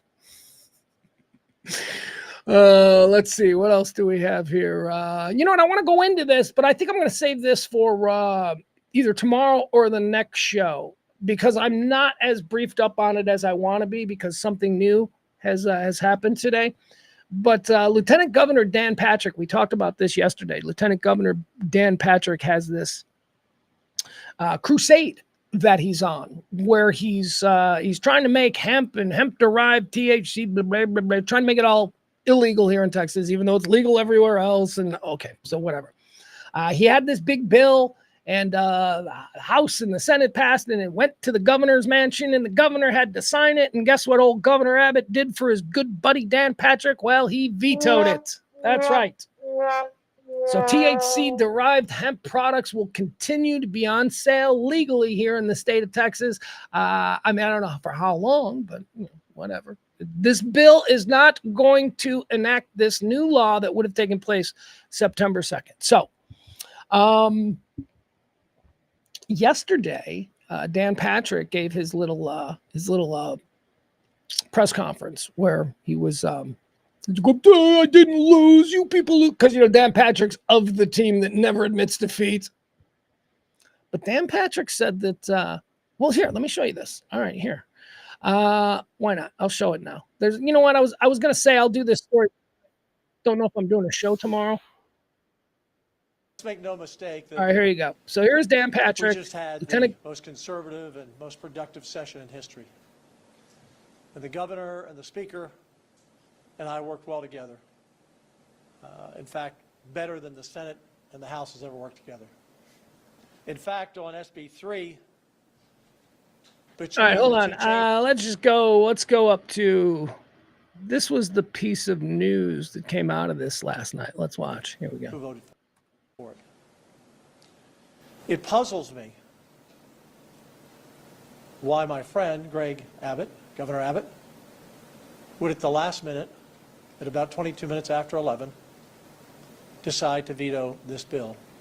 I know he gave the reasons in his proclamation, but our team simply doesn't agree with those reasons, and we'll talk through that. In reading the proclamation, one can only come to this conclusion, which surprises me. The governor of the state of Texas wants to legalize recreational marijuana in Texas. That's the headline, folks, because that's what his proclamation does. Now, whether it's unintentional and he didn't think through it, or whether it's intentional, that's the result of the veto. All right. There you go. That was the big bit of interesting news that came out of last night's defeated press conference by Lieutenant Governor Dan Patrick. So let's go over what he said there, because a lot of people are running with it. You know, all the stoners on social media are like, yeah, we're getting legal weed. That is not what you should take from what Dan Patrick just said there. What did Dan Patrick say? Well, he said, he was talking about how he was shocked that the governor vetoed his bill. Okay. And he said that in reading the governor's veto, his takeaway, Dan Patrick, his takeaway from it is that the governor wants to legalize recreational marijuana in Texas, which would be fucking great. That would be incredible. That would be incredible. I want legal weed. I want legal gambling. And, not for me, but, I got a kid. Pornhub. Can we get Pornhub back? And by kid, I mean, I got a young man. Who, whatever. You get what I mean. So what he said was his interpretation of Abbott vetoing it means that Abbott wants to legalize recreational weed in the state of Texas. And then he hedges it. Then he goes, whether that's intentional, meaning whether Governor Abbott knows that his veto suggests that. And then he said, whether it's intentional or non-intentional, so he was giving him wiggle room. What Dan Patrick is saying there is, well, he's just a pot guy. That's what he's saying. I mean, I got a little excited when I heard it. I was like, oh, really? Is Abbott a pro legalization guy? I don't think that is. So why does Lieutenant Governor Patrick think that Abbott's veto of this bill means that Abbott is pro-legalization of rec weed here in Texas? Well, it's because of some of the suggestions that were made. Governor Abbott seemed to have zero interest in limiting people's ability to attain, regular people to attain THC products. Okay, that wasn't the problem. It's not controlling one's fun, right? Like the blue-haired church ladies. We live in a town where it's illegal to dance because we like to control people's fun, right? So that's a real problem, and you should always say no to that kind of mentality. And those people, quite frankly, with that mentality, they should be put in camps. But that's kind of what I think Dan Patrick's thing is. People like to get high and giggle. Let's not let them do it, right? I think that's what it is, because he's a nerd, because he's a dork who probably grew up in the whole Nancy Reagan just say no, bought all of that bullshit because he was a good little Baltimore Republican. So anyway, that's where his weird head is at. And his great, again, I think that he just wants to stop people from being able to do what they want to do. Now, Greg Abbott, let's go over to Greg Abbott. His concerns were young people being able to access THC derivative products. That's a very legitimate concern. I didn't think it was a real concern, though, because every vape store I have ever gone into, they always have a sign that says you must be 21 years of age to enter. And then when I've seen people, not me, I don't get, carded because I look like a 70-year-old, but I've seen people carded at vape stores. So I just assume, you can't be 15, walk into a vape store and buy a weed vape. You can't. You must be 21. So I don't understand, now, are there bad actors? Of course there are. But you know how many liquor stores there are in America where kids can go and buy booze? There's a lot of bad actors in the liquor store game too. So, okay, so Abbott seemed mostly concerned with limiting or sort of enforcing age restrictions and other kinds of safety kinds of things. And because Abbott didn't expressly say that he had concerns for people getting high, which is really all Dan Patrick has a problem with. Because Abbott didn't say that, Dan Patrick's like, well, he must be okay with people getting high, which he probably is. The man had a traumatic spine injury. I'm sure that dude has taken a lot of really crazy cool drugs in his life. I'm sure Abbott probably understands some people like to get high. old Maryland Dan. That's who you people have elevated to the second most important position here in this great state of Texas, and a guy who thinks that he's next to be governor, and he's young enough to be governor for the next 15 years. Maryland Dan. He didn't move to Texas until he was a fully grown adult and took a radio job. He was like a shock jock who then turned into he tried sports. He was terrible at sports. Then he went into like far right-wing MAGA conspiracy crazy, and he got a hold. He got a foothold down there in Houston. With all the stupid fuckers down there in Houston, they were like, yeah, he's our guy. And now he's fucking went from being a shit talk radio guy who I remember meeting at a convention in like 2003. And I was just, me and Kelly were like, oh, this guy. Because he was one of these fucking shit talking. And now he's the lieutenant governor. And now he's doing stupid shit. Anyway, there you have it. I believe that. So what is Abbott's motivation? So why did Abbott veto it? I think he has legitimate concerns about taking away another right or another freedom or another liberty from people. I think that is a very legitimate concern that Abbott has. And I also think that Abbott knows there are billions and billions and billions and jobs and jobs and jobs that can come if, in fact, the vibe in this state were to sort of move to a legalization position. He'd be ready for it. He's fine with it. I think he likes the money. I think he likes the new economy. I think he looks at other states and he sees other governors who have all of this new tax money to play with. And I think he's like, why can't we have that? Well, because you got people like Maryland Dan Patrick, who's trying to tell other Texans that they can. He knows best. Maryland Dan, old crab cake breath himself, trying to tell everybody. And look, I'm from Chicago, born and raised. I fucking love Chicago. I love my home. I love my Midwest. I love where I grew up. And when I go home there, my heart swells. But I choose to live here in Texas. And I also don't walk around pretending like I'm a Texan. My son does, and my son can, because my son is a Texan. But I'm not. Maybe one day, maybe after, it's been since 2001 that I've been down here, but I do understand that there is no place for someone like me to walk around and pretend to speak for people who have spent their entire lives here. I understand what a bad fucking look that is for someone from Chicago. I just wish old Maryland Dan from Baltimore would adhere to the same rules. Shut your fucking mouth. Stop speaking for Texans. You are a fucking East Coast crab cake eating son of a bitch. Barney's got an incredibly good point because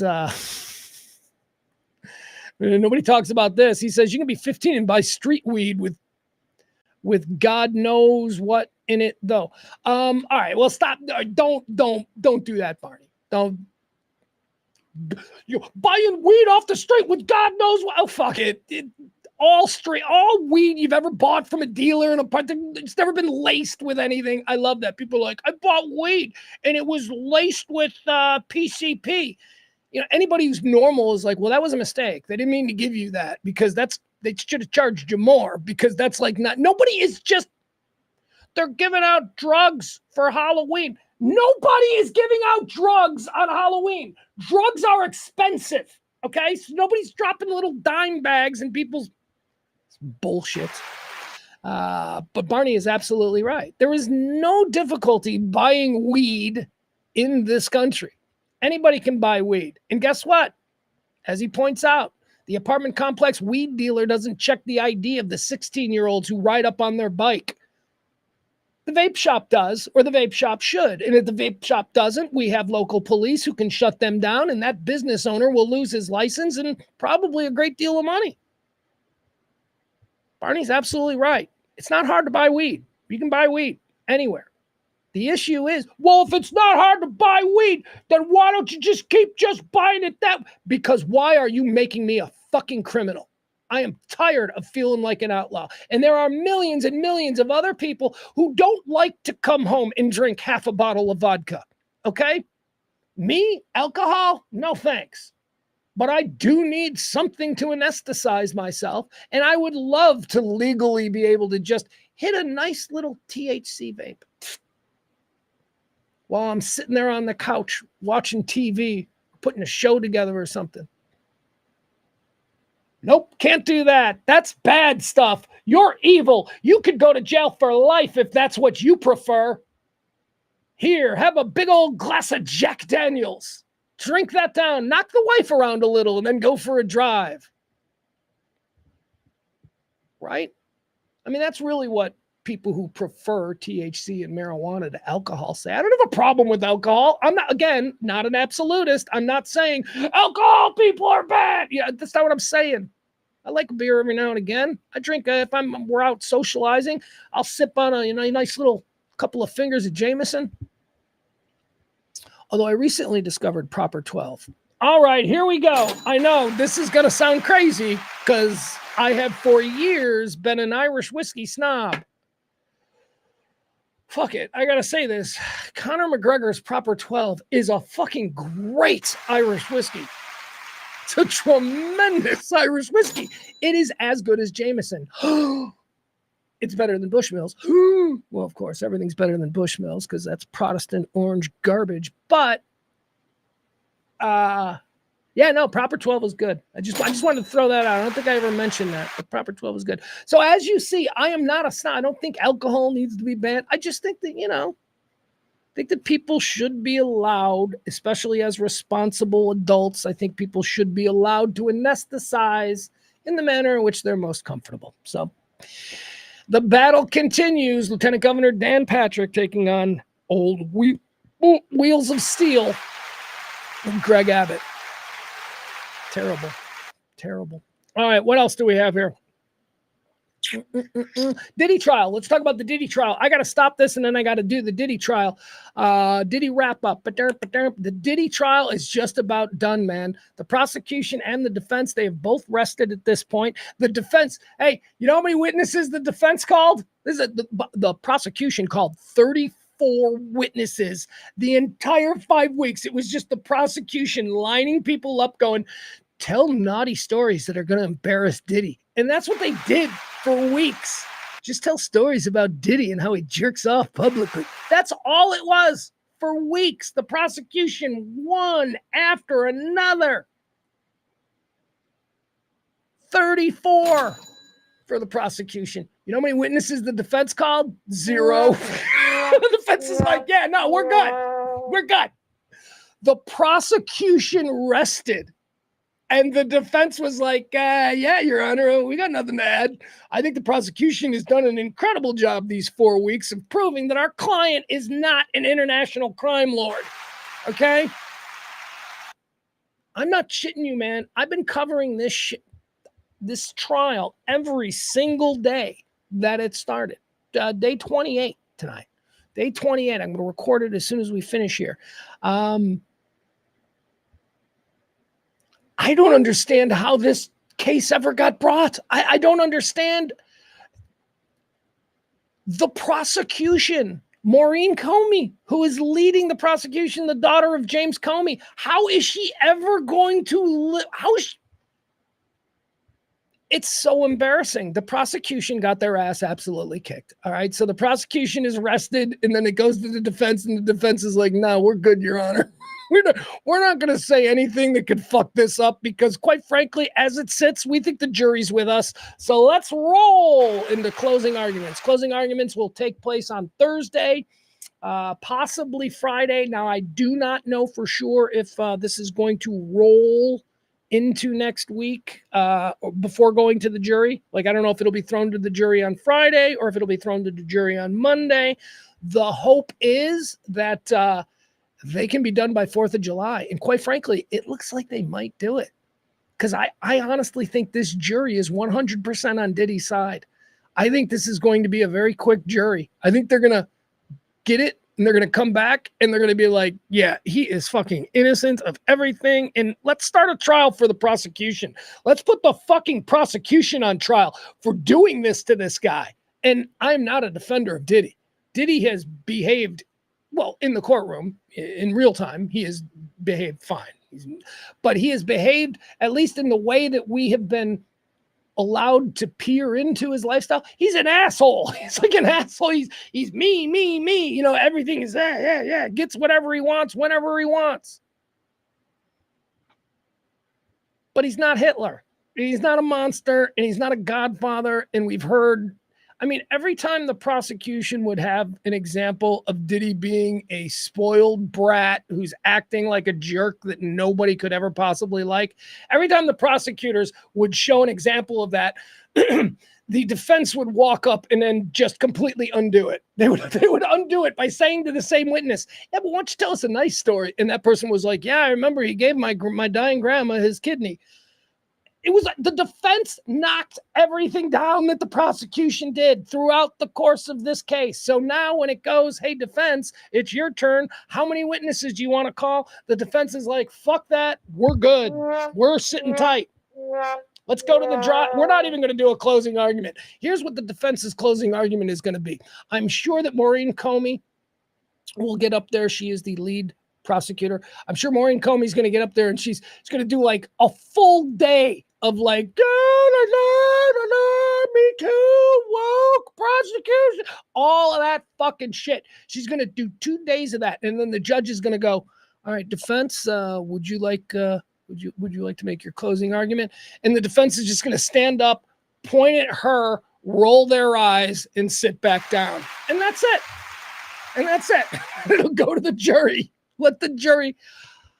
Now, I realize that, me being this brash about how this is absolutely going to be a slaughter for Diddy. He's going to win this. He's going to walk. He's going to do it. I know I'm being very brash and very confident about that. There is, I guess, a small chance that they could get him for flying prostitutes for sex. But then, and here's the other thing that we're learning in this trial. What is the difference between a prostitute and a sex worker?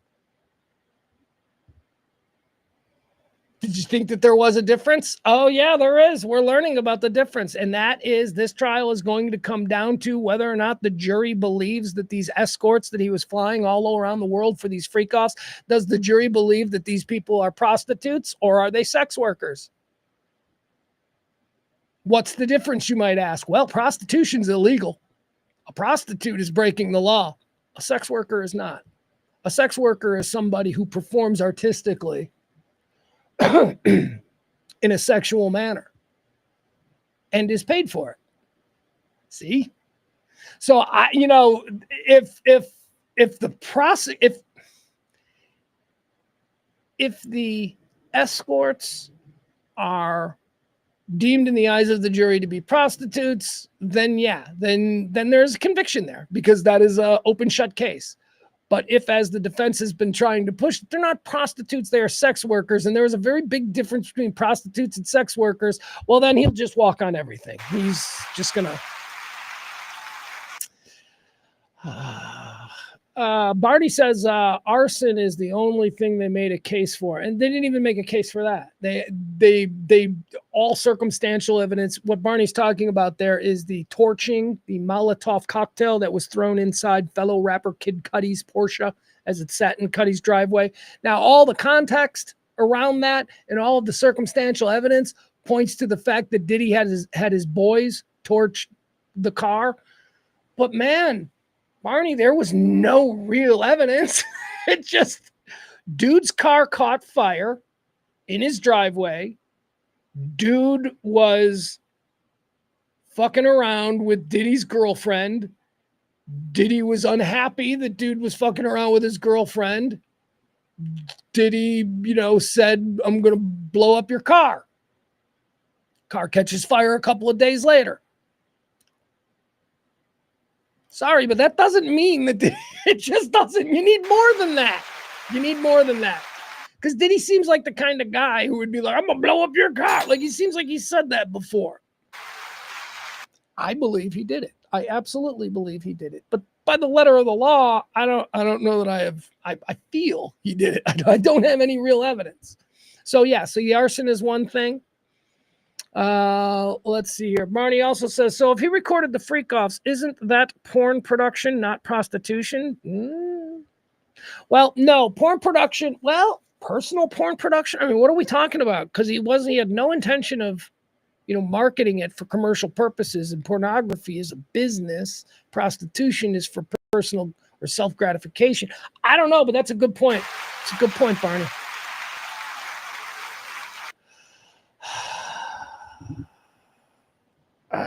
All right, let's see. What else do we have here? Let's see. Guys, that's it. We're done. I can't. We are done. We are done. We're going to be done today. All right. Once again, I want to thank our executive producer of today's show, the incredible, this was so nice. We don't get tips. I didn't expect a tip yesterday, and then all of a sudden it came in. So thank you for being today's executive producer, Jen Hernandez. What a terrific thing. After weeks of no tips, what a wonderful thing. Thank you, Jen Hernandez. She was today's executive producer. If you want to be tomorrow's executive producer, all you got to do is drop a little something in the Venmo or the Cash App. Yeah, look at me putting that up. Haven't put this up in a long time. A little something for you. You want to drop a little something, support this kind of talk radio. Trivia tonight. Join us tonight for trivia at the Back Nine. The Back Nine in Addison, 4060 Beltline Road. The Back Nine is, we've been doing it there now for a couple of months. Trash trivia. I host it. Look, this is not a deal where somebody's just going to Google, give me trivia questions. I write these questions from scratch. I create unique and original categories, some very traditional. I don't want to scare traditional trivia players away by not having any traditional categories, but also fun categories. Like today, how'd they die? That's my fun one for today. I'll ask you a celebrity, you tell me how'd they die. And I promise you, all of these celebrities that I'm looking for died in very interesting ways. That's tonight. Trash Trivia, 4060 Beltline Road, Addison, Texas, 7:30 start time. Drugs, well, THC gummies and all that kind of stuff. We give those away for winners. We've also got all kinds of clothing and swag, and sometimes we've also got gift cards, all that good stuff. Okay.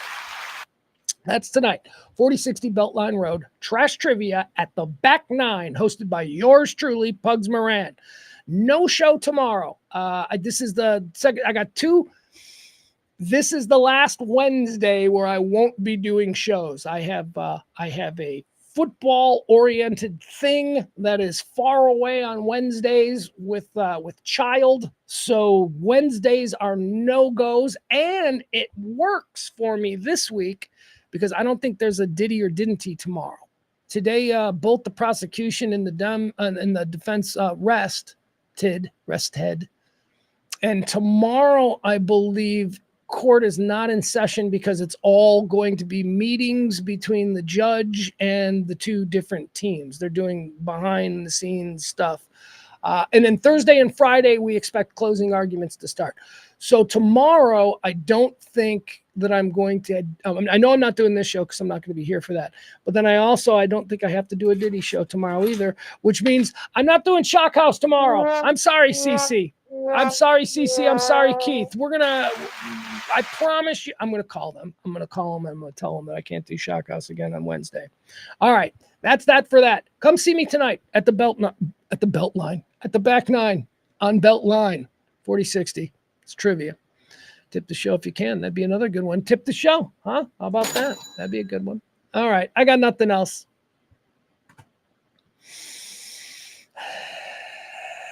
Where the fuck is CC been? I just realized. I don't know what is CC on vacation? I haven't seen him in the chat room in a couple of days. We've been doing two shows. We haven't seen all right, whatever. All right, guys.